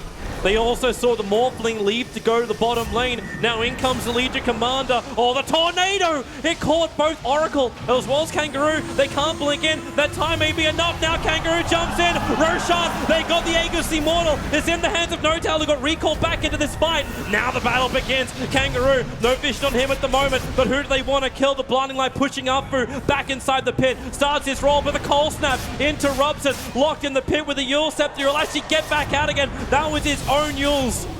Buying the space, buying the time, but bottom lane, the Burrow Strike from S4. Archit's in trouble. He's spinning, starts the TP. The life is not enough.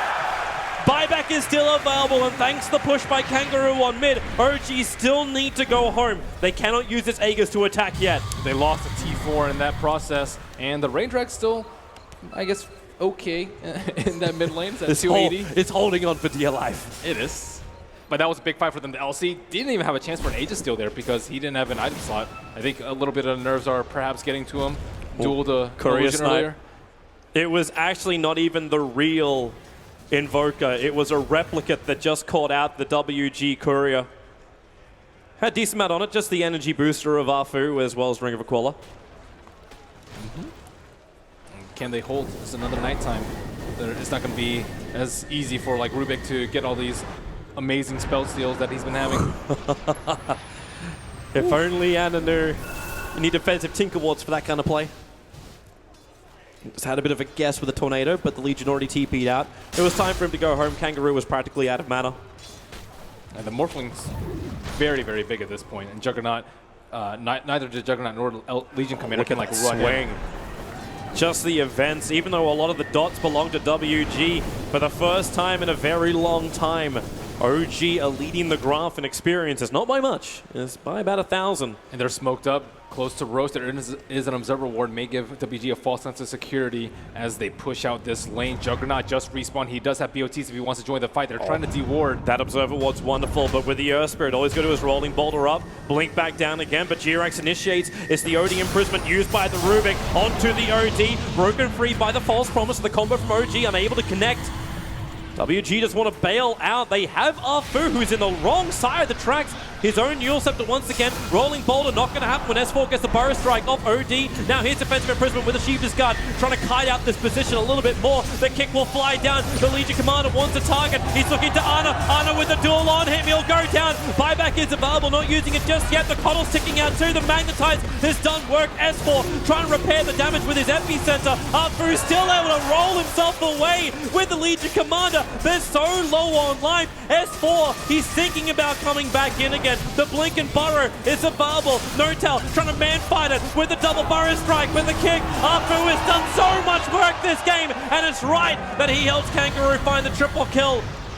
With the Aegis Immortal Trinket Morphling back to life again, does he have enough to get out of here? The answer is no. Almost 2 minutes without the Morphling. Rubik will buy back. They need to do some kind of repair work to this mid and top lane before WG arrive.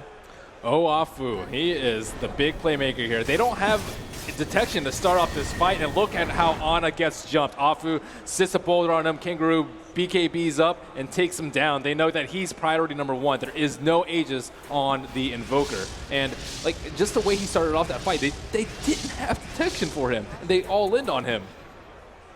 WG, they'll get Megas at least here. Well, we're stolen. Another imprisonment out. Invoker buys back. There wasn't long left on the clock. He would have really preferred to wait that one out, not expend the actual buyback. Afu again jumps in, found the Invoker. The duel is on, and Ana is down. It's a dieback right now for OG's Invoker. This is now guaranteed Megas. It'll have to be a miracle to hold OG here. Jirax, another imprisonment. Keep the OD out of the fight. The tier 4 towers, WG, they're so close to going one game up against OG and maybe eliminating them from Boston Major, two-time major winners. And they're on the ropes. Afu dropped down low, Notel pumping in a fair chunk of damage. At least forcing Nana to think twice about pushing in, but without the Invoker, without the Rubik control, Notel, he's still just one man, and he is gone! GG! 56 minutes it took. OG put up one hell of a fight, and WG held the lead for a long time, almost lost the lead in the last couple of minutes. But they fought back, they held their nerve, and they take game one. That was some beautiful Earth Spirit play from Warriors Gaming. He just made everything happen for him. And that game was purely on him. Early game, mid game, late game. He got the picks. He stopped them from split pushing. He set up the team fights. He baited them in. He did so much for his team. I wonder if you knew what you were asking for when you said, man, this Earth Spirit's going to have to do a lot of work this game. I like that from them. You I go back to what know you're good all with. of our Dota players keep going off to the gym all the times, but this man benched more than they have ever done in Dota. That was a huge play by Afu. 24 assists with his 5 kills. Did so much work, and everyone did so much work. The damage output, everyone over 20,000 when it comes to the WG lineup. Mm-hmm. I also like the OD's build in the early game. It's a very unusual build for him and allowed them to pressure the towers much more than they would normally. Yeah, a lot of freedom for the Earth Spirit. Panel, WG, they're looking good. Winter, maybe not just your heart, man. Yeah, well, I mean, you should have seen Winter throughout the entirety of that game. He started with a big smug look on his face, but then as 20 extra minutes were added to the clock, he got a little nervous.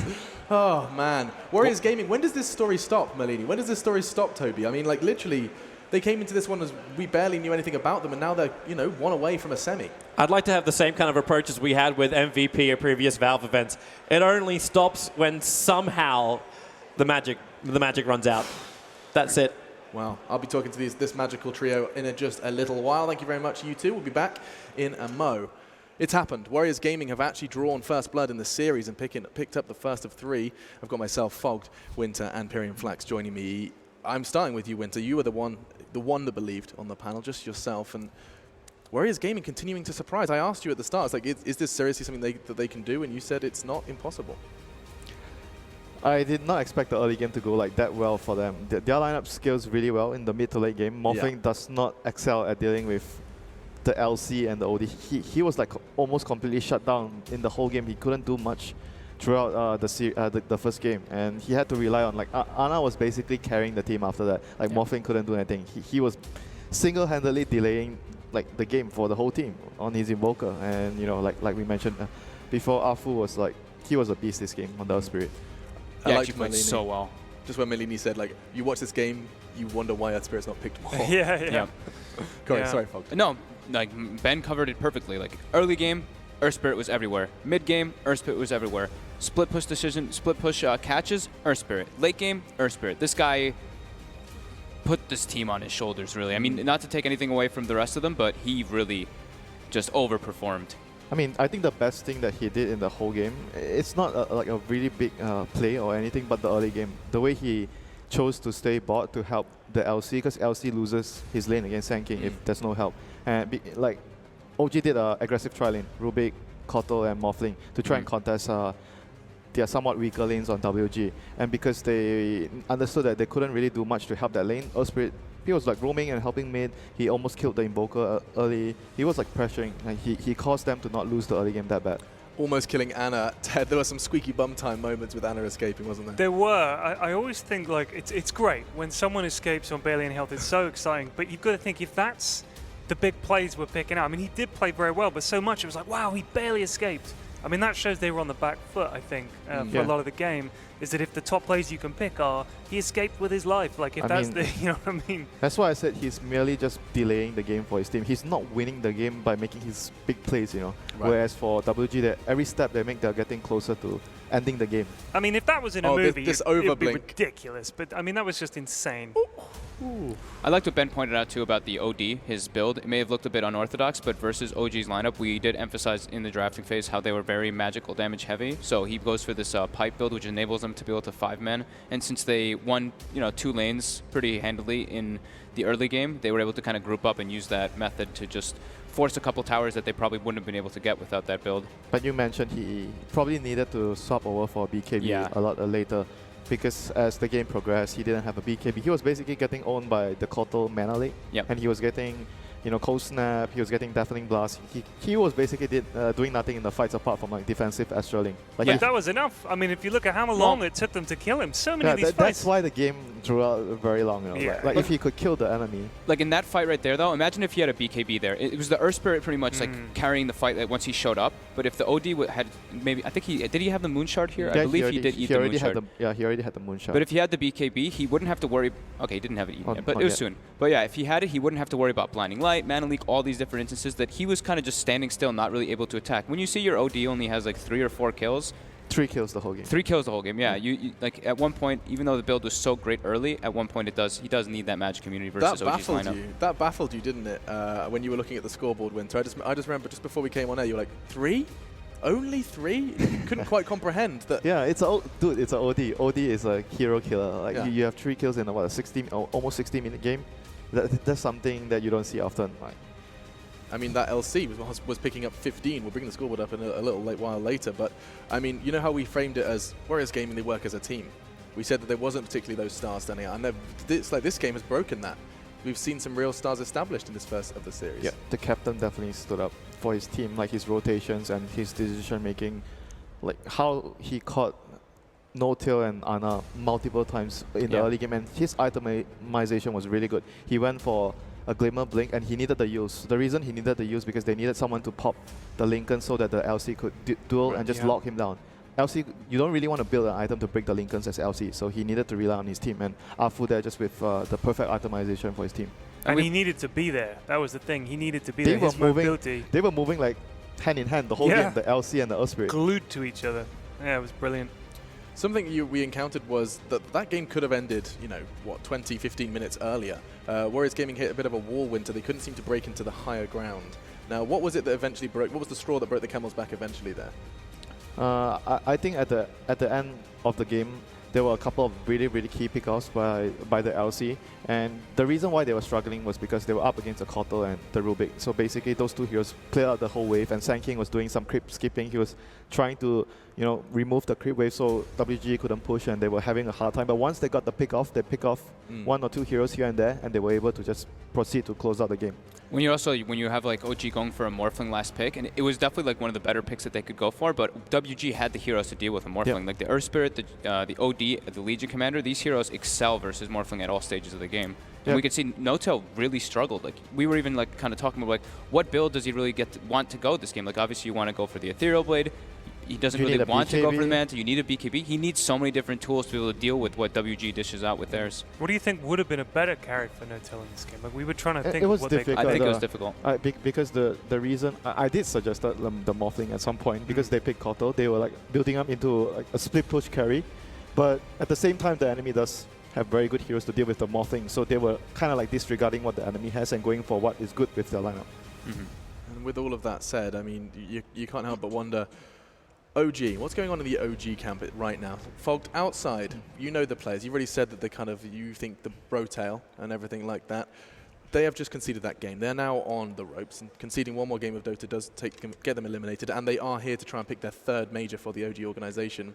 What's being said? What words are being exchanged in that huddle right now? I think they just need to like crispen things up. Yeah, I think just reset, crispen things up. I think No-Tail struggled a bit in this game. I think it was the nature of the hero and just the nature of the matchup that he was versed, but maybe just like play a little bit more disciplined. Like he went for a couple plays in the early game that I think kind of set him back a bit, but I think they just need to pick him up, just be like, don't worry about it, like we still got another couple games coming ahead of us. Don't you want to put Jerax on a more roam heavy hero? You don't want to put him like on a Rubik despite him being really good on the hero.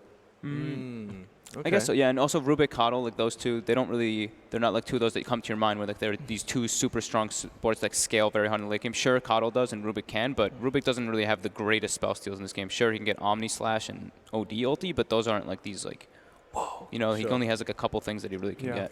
Well, I mean, No-Tail, his shortcomings are evident when you do take a look at the scoreboard. It certainly did not have the most enjoyable experience on that Morphling, albeit the panel were quite happy with that decision. I mean, some of it wasn't really his fault. Yeah, because of the nature of the matchup that his team put him in. So it was really difficult to play Morphling this game. But I must say his early game wasn't very stable. Like he made a couple of really bad errors. Like he died in a tower at top. Like he ran into 3 heroes. Like he tried to farm under the tower. He made a very risky play. I think with their draft, they needed to come out of the early game with a bigger lead. Without a good lead into the mid game, it's going to be very difficult for them to fight what WG has as a team. Playing versus a tri-core lineup that also has heavy team fight on the side of WG, it was very hard for OG to, like, they need to split the game up and take it to an instance. But yeah, like Winter said, they needed to really come out ahead in the laning phase, and they didn't.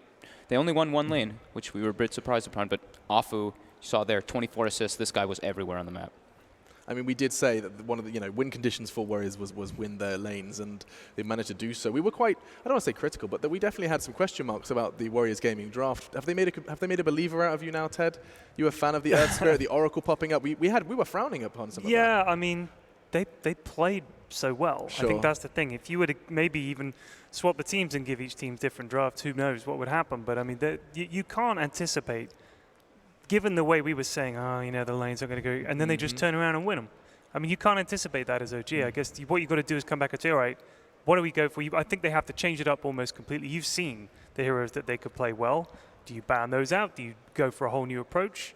It's tough because Warriors showed they are a good team. I mean, that was a good performance. Earth Spirit may have become the most contested hero in this, other than, the Shadow Demon Lunas, but those will probably just be banned out. I think the Earth Spirit's going to be a really big factor for both teams. Yeah, I still stand by my point where they're going to need Jerax on a roaming hero. Okay. Yeah, I agree. So step 1, get Jerax on a roaming hero. And step 2, I mean, I find this interesting. So Afu's prowess on Earth Spirit, was that because of just the way he played it, because of his mechanical ability with it, or was it because of the unexpected element and OG not being prepared for it? Is this something that you could just repeat, get repeated success? He plays the hero a lot. Right. He likes to play the hero. And he was a good pick in that situation. OG know that hero. I mean, what I'm saying is it can't be that. I mean, you were saying it's going to be contested, right? You're saying suddenly it's becoming the most contested. Is it really something Afu could just pick again and find the same success again? Possibly. Really? Damn. Going to get spicy. Looks like we're almost ready for jumping into our second draft, but there is much more to be said when it comes to do we see a third. That's where you see the players are getting their bums back in seats. These are experienced guys, Yeah. OG. I mean, that's the one thing you would say is they're not going to lose a game in panic. They'll have had a plan in place for this, I'm sure. Warriors need to keep doing what they're doing. They played willing, they played with confidence. Just make sure you don't ease up or try to goof around or try something different. I think they just need to keep doing what they're doing, winning lanes apparently against the odds. We did say, yeah, their strength was they need to win the lanes, and then they need to, in the mid-game, stay together and have this clumped up, very heavy team fight emphasized lineup, and that's what they drafted here. You know, even with the Oracle for the sustain in the mid-game, we were a little bit like, how do we feel about the Oracle in the laning phase? It was really good with the OD though. It worked, yeah, you could see like he was able to just spam out his heal when they were pushing towers, and with the Essence Aura proxy has infinite mana. And so Well, the wild ride of the Boston Major does continue as Warriors pick up the first in the series versus OG. The Boston Theatre will continue to make a whole lot of noise in just a moment, but first we're going to be checking in with Purge. He's going to explain what went so right for the Malaysians. Hey guys, pretty fun draft that game, but OG kind of put themselves into a little bit of the corner with their first couple picks. I think basically this was their only hard carry that was on the team, so they were kind of reliant on picking something very strong at the end that could survive a lot of the damage that Warriors Gaming was doing. But the problem, like the panel pointed out, is that they had some very big tools for it, and that's Legion Commander Duel, as well as the Earth Spirit Science preventing him from morphing. So that kind of made a huge impact on the laning stage. And if you take a look at how the lanes were set up, it was basically favorable towards Warriors Gaming. The Oracle last pick really offsetting a lot of the magic damage that OG wanted to do in that game. So first crucial gank here, much later part of the game obviously, but a lot of min-maxing coming out of Kangaroo here. Most importantly, using press the attack and then following that up with overwhelming odds. And as soon as he did that, he blinks in duels. Because if he gets duel off in time, then Morphling's unable to use Morph and get more HP. So those kinds of small advantages, if he didn't do those spells perfectly in that order, he wouldn't have been able to get the kill. And really, this is maybe one of the more crucial moments is just how well Earth Spirit played in his early roaming, because it constantly set people down. Now, something that you may have missed there, if we jump forward just a little bit here, is that as he's rolling in with the rolling boulder, he's instantly prepping the stone to disable him as soon as he gets in. If he doesn't do that perfectly, he did start his ultimate here, by the way. If he doesn't do that perfectly, then Anna's able to get away. This was a stone that he put down that he was going to grab for silence later, and now they're about to walk into the stone that he pushed in the first place. So just the way that he's executing these ganks are amazing and creating so much space for his team. This team fight was also really relevant. Earth Spirit actually hiding up on this side. Remember, the only way to stop him from morphing is to silence him before he realizes there's danger. So he has to instantly get that done as he's rolling in, drops the stone, pulls the silence back, which allows them to initiate, follow up with a stun, and there he was maybe able to morph, but he didn't make it in time, and his team wasn't able to back him up. And then because of that, they can duel the backline and grab the Invoker instead. I mean, there were so many amazing clips that we could have focused on, but we don't have all day. We got more games to play. I love that. Purge is spoilt for choice. That's how good that game was. As Warriors Gaming coming in as the underdog are now one game of Dota away from a semi-final spot at the Boston Major. It is truly a fairy tale story, and it's not over yet, though. OG looking to bounce back the draft. Word on the street is it's already ready, so we will start that discussion. What's going to be coming up here? We already highlighted some of our expectations, but to recap, question of how much of a contested pick Earth Spirit's going to be, and wow, we need to play recap already. Tim quickly catches Tim? Excuse me, Tim? Ted catches up. Hi, Tim. Well, I mean, Timbersaw we've seen a lot of. He's a very good hero. OD, obviously, they ban him. What did you call me? Tit? No, I said Tim, and then you said Timbersaw. I don't know. Oh, he's Tim. Tim Bersaw, yeah. Naga Siren and Luna bans, that makes sense. Dude, that's a huge change up for OG, taking the LC on their side in the first phase. Wowzers. It's like they're agreeing. This hero is actually a really good hero. Who, LC? Yeah, LC. Well, they've all just you know what? That was good.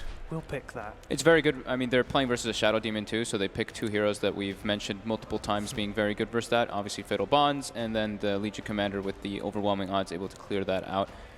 And now, okay, this is a very WG pick. Yeah, the Elder Titan. I know they really like it. They didn't have the greatest success with it in the group stages, but it's one of their more comfortable heroes. Afu likes to play the hero a lot, and it's a team fight specialist. It's very similar to Earth Spirit in a lot of ways. Good setup with the SD as well for the Echo Stone. It's very good at dealing with the LC duel, because the way you want to start a fight, you jump in, you duel, and you're going to rely on your team to follow up. And when there's a Elder Titan, he's going to be able to storm the backline. So it's very easy for him to counter-initiate the team fights when the LC makes a first move. Yeah, ET's one of those heroes that's always just very cool, because he's he can have a massive damage potential. He can turtle the game out very hard, and he always can work into the backline without committing yourself. You're just like this. You throw your spirit and not have to worry. His weakness is like he doesn't have very solid catch as a 4-0, like, not like the Earth Spirit. In the last game, Afu set up so many kills for his team. But as an Elder Titan, you're kind of like relying on your team a bit. You can't really see a hero go for a first move. You can't really do that. So that's the downside of the hero. But he does force the enemy carry to itemize very differently. Because you have to deal with the Elder Titan aura, you have to build AC, you have to consider Vlads, and then at some point you need a BKB against his ultimate. So very difficult to itemize against Elder Titan as a carry. Do you think the fact that OG have LC means that they're hoping that they can get round the back and maybe stop the Elder Titan being such an issue? Like, if they're going to fight, they could jump in with the LC. You've got Warlock to follow up. That's the most ideal case, and the Warlock ultimate would stop the Shadow Demon from disrupting the dual target. We're not falling for that, sir. You're awake. Genuine reaction. Yeah, maybe he really was. I'll give him that one. But the cool thing also, the Shadow Demon Elder Titan, not to mention the obvious setup thing, but like obviously with the aura from Elder Titan, with Soul Catcher as well, these two heroes can actually amplify your picks from the rest of your draft very easily. Battle Fury Medusa, that's some old school item build right there. Dota 1. Battle Fury Wind Ranger. Oh god. Things of nightmares. He's getting flashbacks. So for OG right now, they can't really go for the Earth Spirit with the Warlock. One of the very potent combos we saw yesterday. The two supports having a lot of damage in between them. Mirana is the other one NP likes to go for with the Warlock. Oh, those lads are getting on the beers early. Blimey. Is it like 1? It's 5 o'clock somewhere, Ted. It's 2. Oh, fair play. Still a lot of Dota to be played today, so long day ahead of us. Long day ahead. Jirak said to me this morning, he said, not a good day for hair. And he wasn't making fun of me being bald. It's just because it was a little windy this morning. But not a good day for hair. Yeah. I like it. Yeah. He's got the champagne again. It's the champagne man. Champagne man. Rode here on a flying courier. It's a good job there's no bounty hunter in the crowd. Yeah, so in the second phase, OG removed the Tinker. So that is a big tell that the way they want to approach the game, they might be doing a lot of fight. The last game they were split pushing. This game they might be doing a lot of 5-man. Because they removed Tinker. Tinker's very good at dealing with 5-man, very good with Elder Titan because of the stalling tactics you can have. You can TP boost of travel onto the Spirit. You can have a lot of like combinations with that. And the Omni Knight ban, like you don't want the enemy to have a stronger team fight than you when you're trying to 5-man. So those two bans are going into a direction where OG wants to 5-man, win their lanes 5-man and end the game. I mean, obviously we know Jerax. Jerax is a great Earth Spirit. So do you think Warriors Gaming have banned him because they're like, we're not going to pick him and we don't want to have the old I can do anything that you can do. He plays a lot of heroes though. He does. Pudge as well. I think Pudge is also a hero that could cause a lot of problems. So they go back for the Ogre, just very safe pick. You're on the ropes. You don't want to do anything too crazy. You just want to go back for a really stable pick for the lanes. Very good dueling with the LC. Ogre plus LC, very scary in the laning phase. And Sven. Counteract the Elder Titan and good with the armor. It's very good against the Lifestealer because of the armor as well. But he's not that great against the Shadow Demon, so he has to rely on his team to take out the Shadow Demon. The Shadow Demon Purge is very, very potent against the Sven. He benefits as well from Fatal Bonds. Yeah, the Fatal Bonds cleave is going to be real. Burst. Yeah. And there comes another Sand King. This is going to be a cracker. You're starting to piece it together, are you? They're mixing it up. I can see the fights already. That's what I like for WG. That's what we were kind of talking about too. They like to mix up their damage potential. So the Elder Titan, obviously, the aura doesn't only make it so that your armor is reduced, it also amplifies spell damage. So now the Sand King, it kind of puts OG into a position where they have to build BKBs at a relatively early time. And he's a vehicle for... Sand King's a vehicle for Lifestealer, right? Exactly. Laning phase, Sand King plus Elder Titan is not as scary as the other combinations we saw, the Undying or the Ogre. So with the Warlock on their side, maybe the laning phase wouldn't be such a big problem. If they're really worried about that, they could always have the Ogre go to the safe lane to deal with the Sand King. Are you questioning whether Warriors can win lanes with heroes that probably shouldn't win I'm just... Hasn't that just happened? Dude, I'm just like explaining like how the heroes work together. But they played differently differently in the last game. No So flame intended, Winter. And they, no flame intended. well, they are doing something similar, that they're just building team fight. They were kind of lacking a bit. They had the Elder Titan, of course, but with the Sand King, that enables them to have a bit to be able to deal with the Warlock, since OG only has that one for their team fight so far. Do we read into the bonus time at all in the contrast between the two teams? You got 8 seconds left on OG and a full 2 minutes. yeah, for they are WG. more stressed because they are like the favorites, and being the underdog means that you're playing without stress. You're just gonna go and enjoy some Dota, play your best, do whatever strat that you believe in. Whereas for OG, they have a lot of expectations on their back. It's not exactly a good thing. Expectations from yourselves, expectations from fans, expectations from... Losing the first game is a lot of stress for OG. Expectations from your organization. You've won 2 of majors under that name. And now they could very well concede it to probably the largest underdog attending the Boston Major. The Warriors Gaming truly were a bit of an unknown entity, and now they stand very balanced draft. Like Yannis mentioned, they have spell, they're physical right now, they're push, they can take your towers. Yeah, this is a really good draft from Warriors. DK is very good also against the Sven because you have a lot of armor, so you can... Oh, okay. Ooh. The greed. The greed. OG goes for the all-out greed here with the Sven and the Alchemist. Those 2 heroes are like, you have 2 position 1 heroes. Like you have 2 snipers on your team. All take a lot of farm. Greedy. Oh man, it's happening. It's a bit greedy. Yeah, very greedy. Greedy? Is that? Are you suggesting that the OG upset's on its way? Well, it's not a good or bad thing sometimes when you go for too greedy. If you can get away, it's a good thing. But if you can't get away, then it's obviously a bad thing. So we'll see how they balance things out with the greedy pick. OG, overly greedy.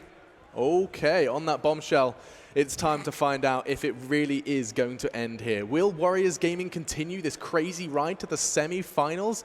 They impressed us once in the groups. Will they do it in the playoffs? We'll find out. It's time to cast this. Will OG take us to a third? Let's find out.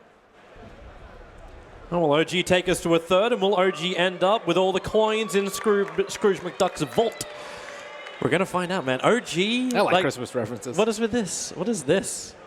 Trying to bring the Christmas cheer with Alchemist, just maybe giving ags to everyone. You get an ags, and you get an ags. Everyone gets an ags. Can they pull it off, though? It's a tough one. Sven already notorious for just stealing farm everywhere, and both of them can do Ancients. And will they be able to do it against WG? I really like the first ban Timbersaw because it's really good versus their lineup, and now without that, they're having to go for a completely different strat than perhaps they initially wanted. A little bit of shenanigans, looking for the first runes, no tell. Went in pretty deep, and from the angle he came in from the smoke, the way the smoke broke onto Afu, he's probably thinking there is a Radiant Observer Ward on top of the hill. Fly, trying to go for the D ward at the moment, but it'll be a disruption start from Nova. No tell, Storm Bolt's available, everyone's in the neighborhood, but will he want to try and fight? They're still holding his ability. Does the D ward to start with, and now he's got a good opening inside the narrow stairwell. Can he hold him? Body block at Afu, trying to put everyone to sleep. The burrow strikes there from Kangaroo, combining up with a bolt, but it still won't be enough. S4, it is an overwhelming odds that will be finding the kill against the master of the phone book. WG has 4 melee, and it actually came into play at that point. They got that the disruption off, but there was no follow-up. DK wasn't close enough to hit with a Dragon Tail. He didn't bother skilling it up, and Sand King, he tried to get in range for a Burrow Strike, but that's only 350 range. So easy bounty rune for Alchemist. That's the way you want to start this off if you're trying to get that gold. Seemed a little odd, but by the time WG knew they wanted to bail, it was too late. So WG against an Alchemist. We've seen a lot of Alchemists, and we've seen even like a lot of Alchemist wins too, and it's very hard to stop them. So firstly, you need to have a good laning phase. You need to be able to take down the T1s, control the jungle, and control the Ancients. And like the matchup mid, like Dragon Knight, he has a lot of armor, so he won't take that much damage, but their base damage is very similar to each other. So I think that he should come out slightly ahead with Breathe Fire. Keep your eyes on multiple lanes. It's Kangaroo who's being initiated on the bottom lane. The stuns are out, and he is very low. No Burrow Strikes available. The stun from Afu will not create enough space. At the same time, WG were trying initiations of their own with the SD, making a break towards S4, but it just doesn't work that way. This SD as well as Lifestealer doesn't pack anywhere near as much of a punch. Yeah, the Ogre is key in this lane. He slowed the Elder Titan to start to get a first blood. He's able to get rid of the Sand King in the lane, and these two melee heroes just cannot farm at all. You can maybe touch Jerax, but you have a thick layer of fat to get through. Yeah, and then you've still got the heal that can arrive from the Warlock. You've got he needs more regen. You've got two of the most effective supports in the Boston Major protecting a Sven, who hasn't been the most effective one position in the Major, but with this much space, you may not have that issue that the panel was worried about, where you've got both Ana as well as Notel making a bid for the big stacks. Yeah, at least they're not stacking. So, yeah, you're not getting that much farm, and Sven is getting free CS, but you're keeping the supports from really pumping up the 2 cores on OG. And in the seeing a little bit of a brawl in the bottom lane. Let's see what spawns Afu going for the stomp right before. The room was already down. He was mid-stomp when the bounty hit the ground. So just getting the timing a little bit wrong. And I like the LC pick. It's been cropping up more and more, and it has a pretty good matchup, surprisingly, versus the Lifestealer. Normally, strength heroes don't do terribly well, but being able to purge the open wounds is very strong when you're just trying to survive. And he has a lot of CS. He has even more CS than the Lifestealer. Slightly problematic. So waiting for this top lane. The SD has not had anywhere near as much of an influence as I thought he might. Even though I know the combo is pretty bad, zoning out a solo Legion Commander. Okay, yeah, this time around, Disruption, they lock him in. S4 is forced to run into the dire jungle just thanks to the body block of the SD Illusions. But he's got boots, he's got press the attack. He's happy to turn around if they really want to fight him. Yeah, he's not really scared at all. There's no way they can kill him, I think, with these two. If he's at a decent HP, they just need to pressure him to actually use his press the attack before. Maybe getting an early oov on the Lifestealer might make a difference, but in the bottom lane is where all the action is happening. Yeah, Burrow Strike, Fu able to get the stomp off. Now Notel with his own Storm Bolt. Jerax doesn't have much to offer apart from one punch, but one punch may be all that's required. He's so low, the Orb of Venom brings him down to 14 HP. No kill to come from it. I can't tell if you're trying to intentionally make all these enemy references or no, Toby. I'm just warming myself up for the MP game next, right? Yeah. You're not even casting that, Toby. Come on. Actually, yeah, I am. I'm sticking around for 2 series today. Nice. Yeah. Okay, so you're warming yourself up. This is good. Yeah, they're not able to do that much on bottom lane. Like, the Sand King is really getting nothing. And the Elder Titan, I don't know. I don't really see him like particularly good versus any of these heroes. OG kind of drafted like not high base armor heroes and the Warcry to actually deal with him. So wait for this rotation. Well, balance with Ogre denying himself up inside the pit. Easy way to get home. And then straight back out to the front lines. Notel now with his full treads up. Makes Intel a little bit easier to come by when he wants to go for those Storm Bolts. They have a clarity on the Ogre as well, that they can pass a no-tail easily, but they're starting to get some stacks now. They've already had pretty good lanes, I would say. Alchemist isn't too far behind the mid lane. Nice Sandstorm.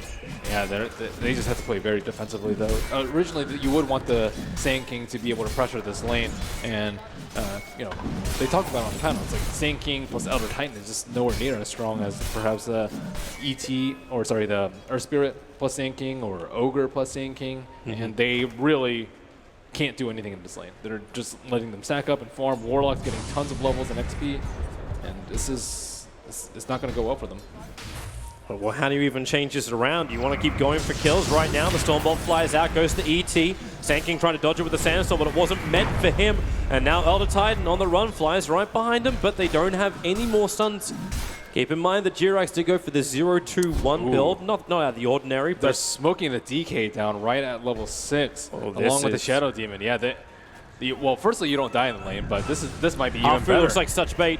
Notel, he doesn't have the mana for a Stormbolt. Warcry's up in 1 second time with the Burrow Strike from Kangaroo. Create space. This wraparound smoke is still coming. They're trying to kite them up. Done a lot of damage. Here comes your Shadow Demon. Who's he take out the mix? Afu's still low in life, but now the Dragon Knight into his form with the Breathe Fire. Hits the SD. Already managed to kill off 1, and it is going to be 2.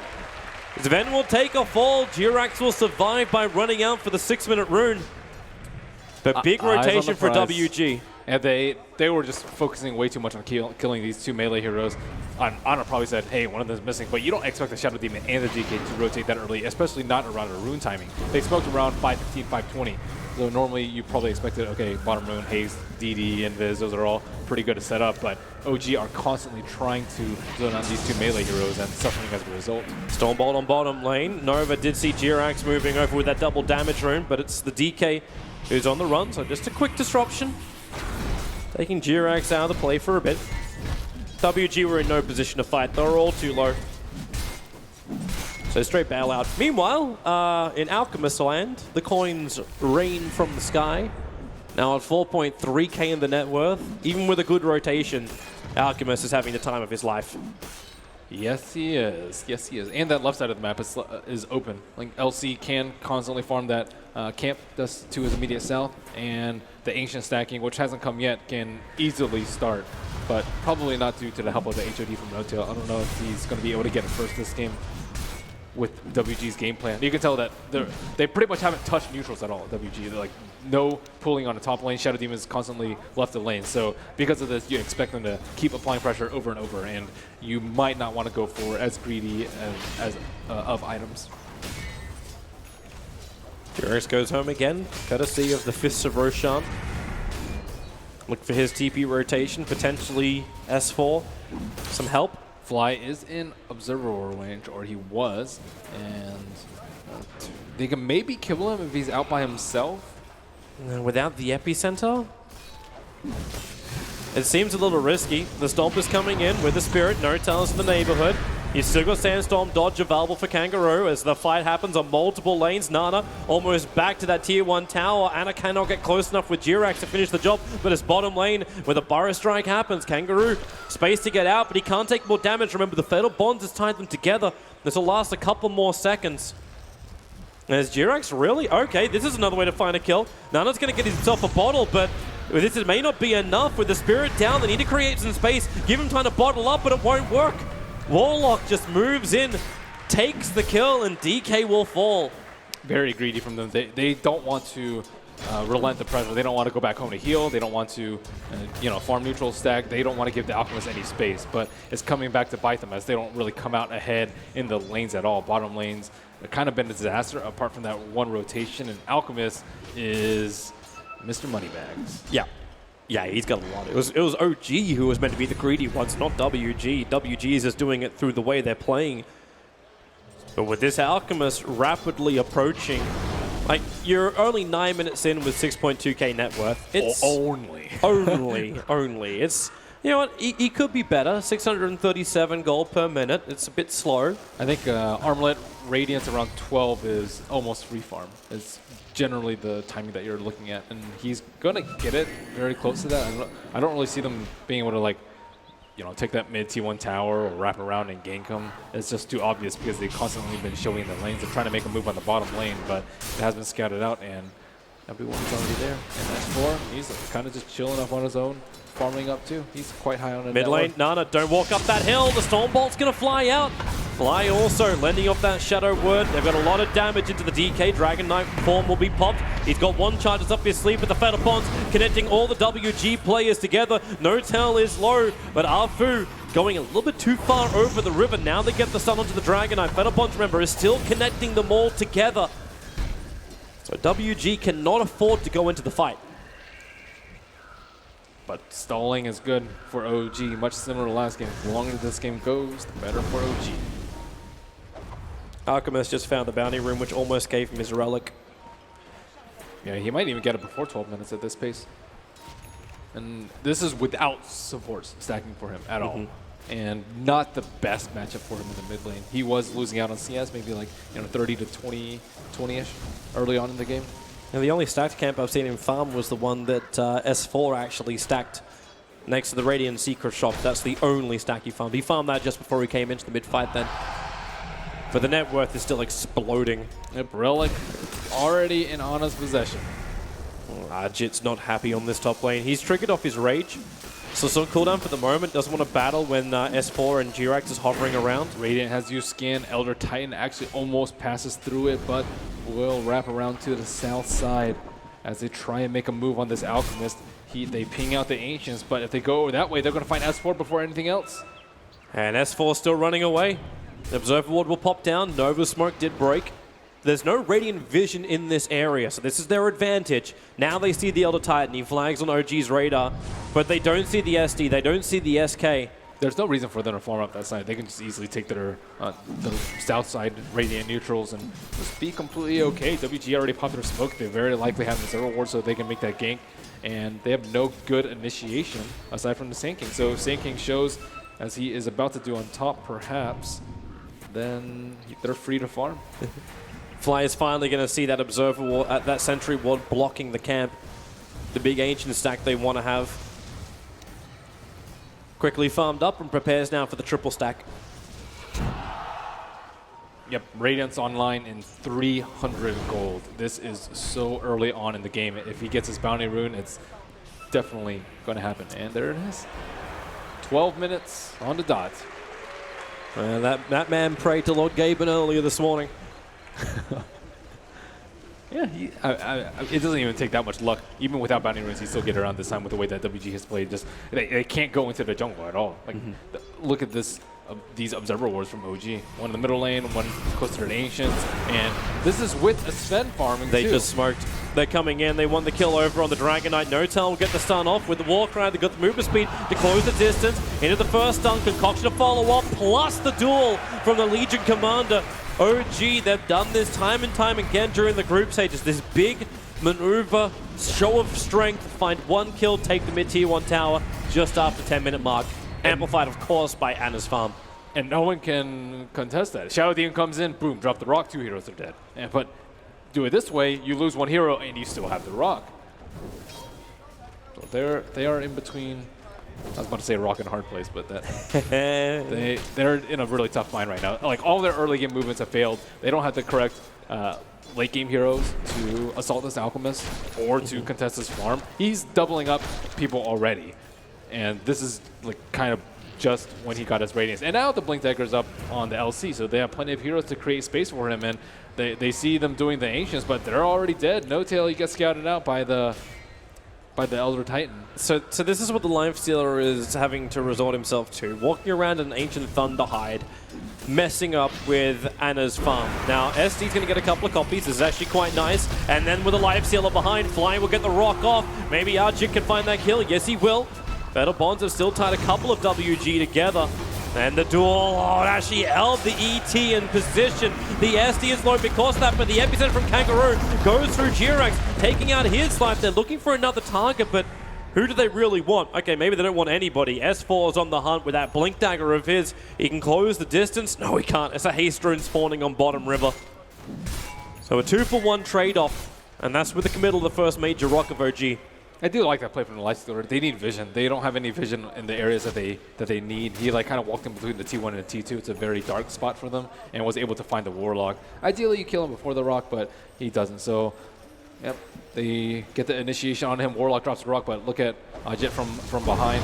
And Ana, he's standing right next to the tower. He's not really scared of anything at the moment. Duel comes out. This also almost kills the Shadow Demon from Fatal Bonds. Yeah, he was lucky to escape from that one with the extra help from the Lifestealer and the SK space got to be created. That's just 2 supports down. Yeah, it's something, but yeah. it's not stemming the bleeding, which isn't really coming from WG. It's just the fact that OG is injecting more blood into their system. They're about 7,000 net worth in front. 3,500 in the experience when they take this top tower with the Blink duel. Legion Commander finds the right timing. The Burrow Strike from Kangaroo creating a lot of space. S4, the dual breath will bring him down. Now Anna is trapped. This is huge kills for WG. If they can kill up the Alchemist, the Stormbolt will arrive. No tell, the Burrow Strike's still there, but toggle. Anna will get himself a double kill. They had a good opening. They stopped the duel. They won the fight, but they lost the war. Quite poetic, Toby. You know, they breed us culture down in Australia. Okay, Sticky Beak. we were looking up words of the day. Jirax, a little bit of trouble. Lifesteal's going to start over on him. You have Purge available if things get a little bit rough, as Jirax is basically extra committed anyway. It doesn't even matter if these supports are dirt poor, because Alchemist, he farms a Scepter for them in, what, maybe like 2.5, 3 minutes? Yep. If he actually wanted to give the gold to them. So if they just sit on Brown Boots, Windlace, Magic Stick all game, like Jirax has right now, it doesn't even matter. They'll get the Ags maybe 35 minutes in, and they'll be 3 times as strong. With the farm rate of Anna as well, it's not even something where you have to go, oh, should I rush into an Aghanim Scepter for my teammates? Right now, his version of rushing an Aghanim Scepter is just standard progression. Because you're going to get that Mana Style done in just a couple of seconds. He's already picked up Boots of Travel. There's only 2 more item slots to fill at that point. Yep. And Octarine is going to be a trivial task for him. So looking from WG side, they don't have the best illusion clearing heroes. The only thing that they really have to deal with illusions is the Shadow Demon, and that's pretty much just making illusions of him. But Lifestealer, you'll see like sometimes going for a Maelstrom build. I see a hammer on him. Still unsure whether or not that's going to be Dezo.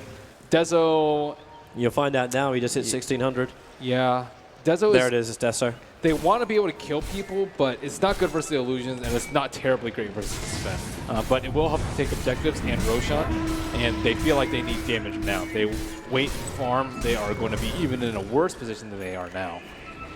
Well, smoke time. No Dire Observer Ward in that area. Instead, the Dire Observer Wards are more into OG's jungle. Now, this line being drawn up where OG is looking to fight. There's nobody there. Even WG scanning, thinking maybe OG went straight down the hill, across the river, and up into their jungle. If they all in on the Alchemist, though, the Warlock and the rest of OG's team are smoked right behind them. And how do you even all in on an Alchemist? Like, he's going to Mana Dodge and Chemical Rage. It's Epicenter into Blink Burrow Strike, and then just throw everything at him. That's what you have to do.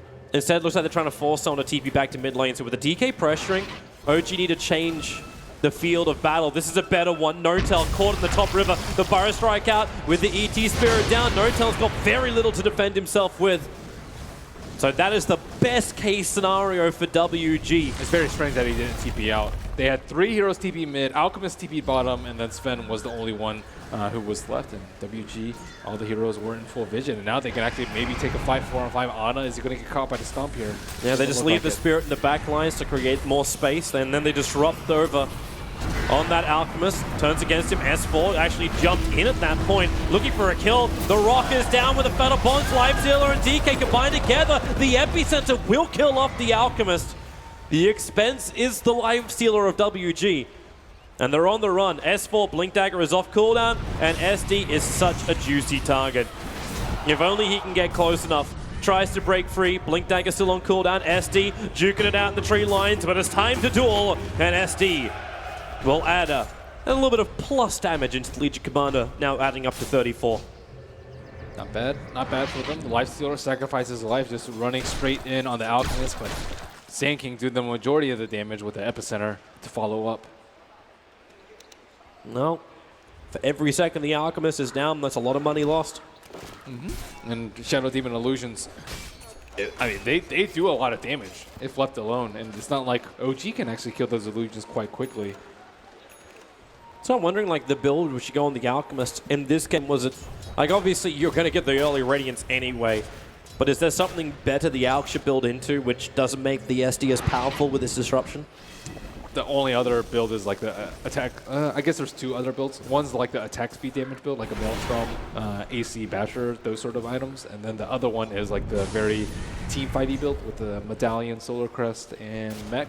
But they don't need him for armor or for a mech, so that build is kind of out of the question. The attack speed build is okay, but you don't really want a man fight versus a Lifestealer. It's much riskier. Why not just get Radiance? Yeah, Shadow Demon might get a little bit of farm, and it might be a little bit annoying in team fights, but you're like almost guaranteed to have this sort of net worth by 20 minutes if you just go the standard, we call it the More build, Manta Octarine Radiance.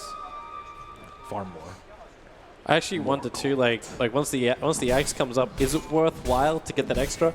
Do you give it to the Sven? Oh, Burrow Strike, speaking of Sven, initiated on. The ET Splitter is out. Does he have enough to find the armlet toggle? Needs a little bit more time, and the clean! Nortel with the extra Storm Bolt. The Purge is on him. He'll need to toggle his way through this one, and he will survive. The disruption's out. WG, they're going to lose out big. That is a sad fight for them to take, especially with the Lifestealer just picking up the Dezo. That's kind of his peak in this game.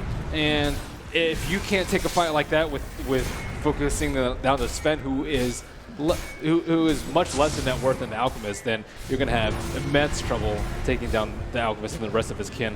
Doesn't that kind of give you flashbacks to the 4-staffing sniper from earlier today? A bad fight for WG. This time around, though, it gives the advantage to OG. Getting them closer and closer towards forcing this into a game 3. They can't be too comfortable, though. If they're not careful... Oh, the Burrow Strike is in. Alchemist already has the Aegis model S4. He couldn't get the duel off in time. It was a fairly quick sandstorm by the SK, and Kangaroo was able to escape. And King's trying his best to make some plays here. Trying his best. Just a little bit too late, I believe, on that. The ET Spirit Storm actually got in the perfect timing to jump in, but just, yeah, that's that lateness you're talking about.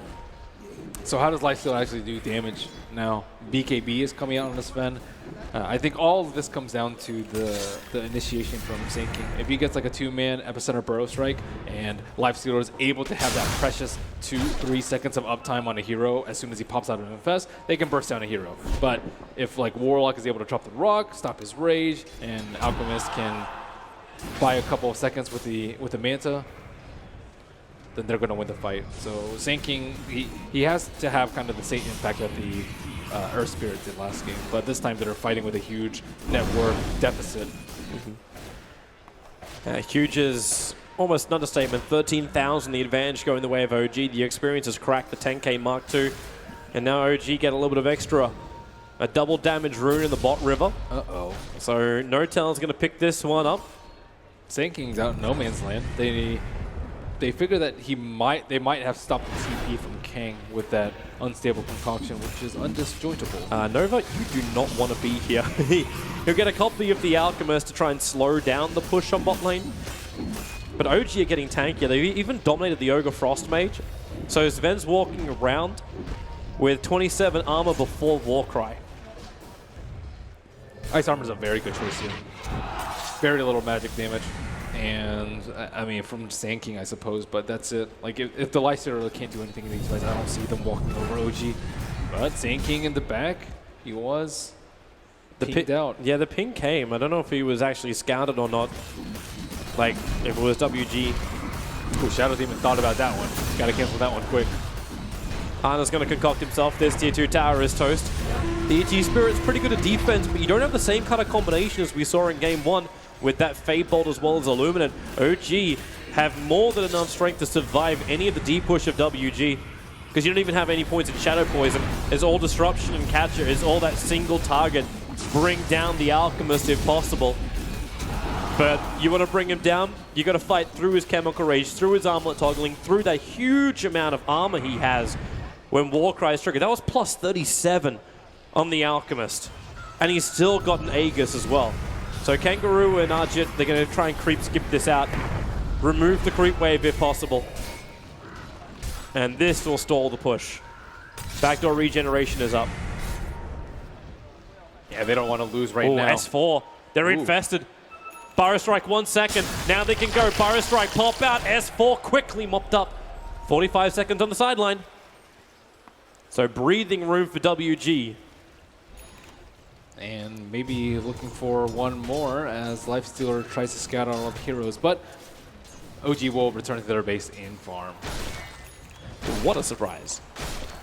Well, they could have tried to pressure it a little bit more, but the Shadow Demon illusions are actually buying them a lot of time. You can't really kill them. It's not worth killing them because they'll just expire in about 14 seconds. However, they're worried about the creep wave.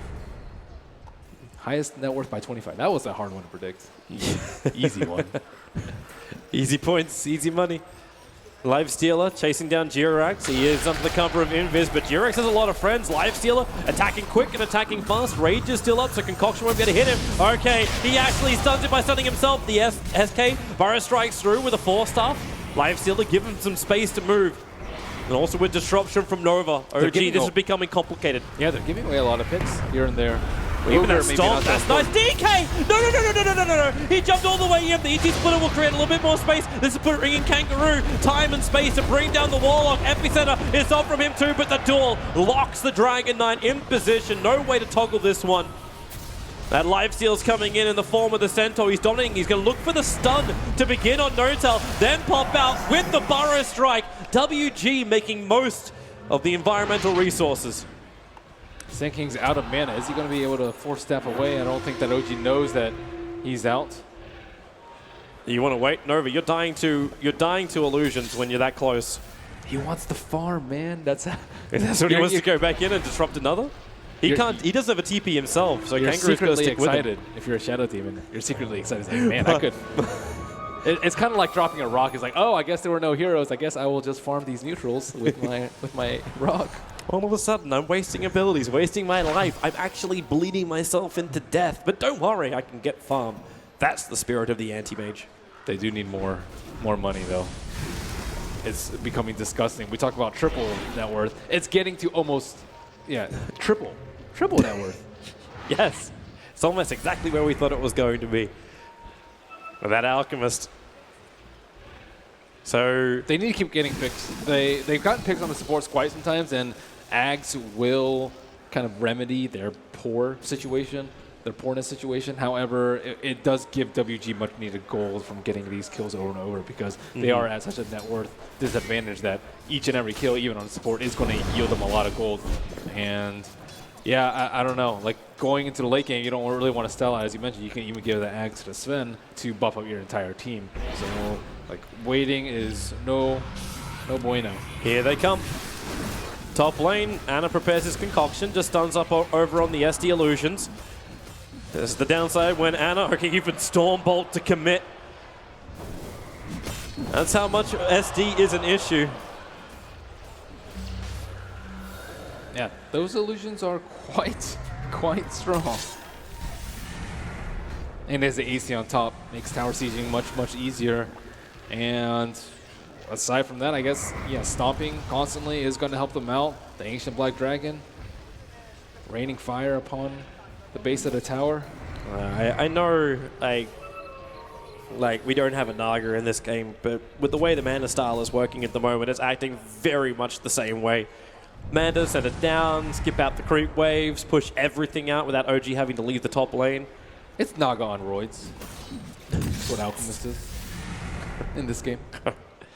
So what happens when Naga and Popeye get together? Alchemist gets created. The OG still need that initiation. S4 kind of is that, but he doesn't want to initiate in on an Ancient Black Dragon, one because he can't. They also don't have that many BKBs, so like pushing into that and then having to deal with the Sand King who could potentially get a huge Epicenter Burrow Strike. It's not an auto win for them. They can't just straight walk up the hill and be like, whatever, we'll just struggle whatever spells are thrown at us. They have to approach it with some finesse, especially with the Shadow Demon stalling it out so well with his disruption. It's almost WG's time to go home. Kangaroo and Nana have been down here. Kangaroo's got enough money for his full Aghanim Scepter, while the DK is sitting at 3.5k. Interested to see if he just wants to hold onto his buyback or if he needs items to take this fight, because bit by bit, okay, Notel jumps in, 3 hits to kill off the Shadow Demon. He's got buyback available, plus got the disruption off beforehand. So they've already got Alchemist fighting for the WG cause, plus the Ancient Black Dragon being ignored. Really makes this pushing a little bit harder. Okay, a little bit of miss micro. Ogre Frost Mage. Casualty. They know that Shadow Demon is one of the best stallers that they have. Elder Titan's not that big a deal. You can just spread your illusions out. But Shadow Demon is the one that actually kills the creep waves and causes the Alchemist to miss a lot of hits on his tower. And the AC aura on top of that is also quite annoying to deal with. This seems way too hard for OG. Like, life is meant to be easier for a team which has like 17,000 net worth advantage. Yeah, but Shadow Demon can kind of neutralize that by making illusions of this 30,000 net worth hero. Yeah. So it's not as easy as it seems. Here's the first one. And that's how you throw. You push high ground and just overconfident in the way that you do it. And certainly Nerves can get to OG if it is game number 2 and they're 1 game away from elimination. We definitely saw it from VP. There was a lot of rare spell. He gave it. He did. He gave it to No-Tail. It is the Sven Aghanim's upgrade. That is something that you don't see very often. Normally it'd be, I'd probably rank him like Ogre would be most likely, then Warlock, and then the Sven with Legion Commander like a distant 4th. But everyone else can right-click pretty darn hard. Alchemist doesn't have the most strength, so 200%. It's not even 200% right now because he's not level 16. 150%. This injection of damage. DK coming out. No-Tail looking for a target. Afu sitting in the tree lines. Now starts his TP. BKB after BKB. The Stormbolt easily dodged out by the SK. So No-Tail putting that axe to use. BKB going to drop down to 7 seconds. Yeah, he actually held on to it. It's really good for sieging towers, though. I think like if they want to do the slow siege, they could easily blow God Strength. It's not a super long cooldown, 80 seconds, and he probably wants to wait for level 16 too. He's really close to level 16 on the Sven. Yeah, no, you can't fight that. You got no escape as well with no BKB available. The duel's going to begin from S4 with the Blade Mail on. No protection allowed. SD couldn't get close enough to get the disruption. That's the only way they really could have stopped their DK from dying, and now the jump in, the Burrow Strike, it's good from the SK, but the Rock was better, hitting most of WG. Maybe Nana with his buyback can do work, but with no Dragon Form, the Life Stealer down as well. More buybacks need to be committed if they want to hold their base WG. The TP out even working, a triple kill for Ana. The Epicenter finally comes in, but it only hits the Alchemist, and he's very unaffected by this. In 1 second time, Chemical Rage is back off cooldown, and now Ana just starts ripping apart the racks. No way to stop him. They can try and slow him down with the Elder Titan, but that was an immediate Burrow Strike's good. Spirit into Stomp. Lifestealer looking to bash into him more. He's still got the Infest available, but Jirax gets the initial stun, and he infests into the range melee. So OG will lose most of their creep wave, but they don't care. The sustain is unbelievably good. So they take the mid racks. Now they push for the top lane as well. WG looking for the opening with the Aghanim Scepter fresh on the SK. Wants to get that good Burrow Strike, able to do it. Slowed down the Alchemist, buy time for the DK to live, but OG got what they came for. Objective-based gaming. They take the melee racks. They'll turn and fight if WG wish to chase, though. Uh-oh, Nova, is he going to die to this illusion? No. He's fine. He needs the help of his teammates to clear him out. And yeah, that's half your base gone. Problems. Definitely problems for WG, but luckily they're a game up in the series. Sven actually died pretty early on in that fight. He got focused down heavily by Shadow Demon with the Purge and the Life Stealer. If he stays alive, I think the structural damage is going to be way heavier. Ags number 2 on the way on the Courier. At the same time, Satanic has completed on the Sven. So looks like Warlock OG's is standing next ready. to him. It's Fly's turn for an upgrade. Yep, there it goes. 2 rocks. Well, Ramsey's asked for it. He's got it. The Fly boss going to have the double rocks. Not level 3 on his ultimate yet. It's a little bit short of 16, but Roshan is available for OG. And this will probably be the best chance WG has to potentially turn the momentum of this game around. Catch OG in a compromising position at Roshan.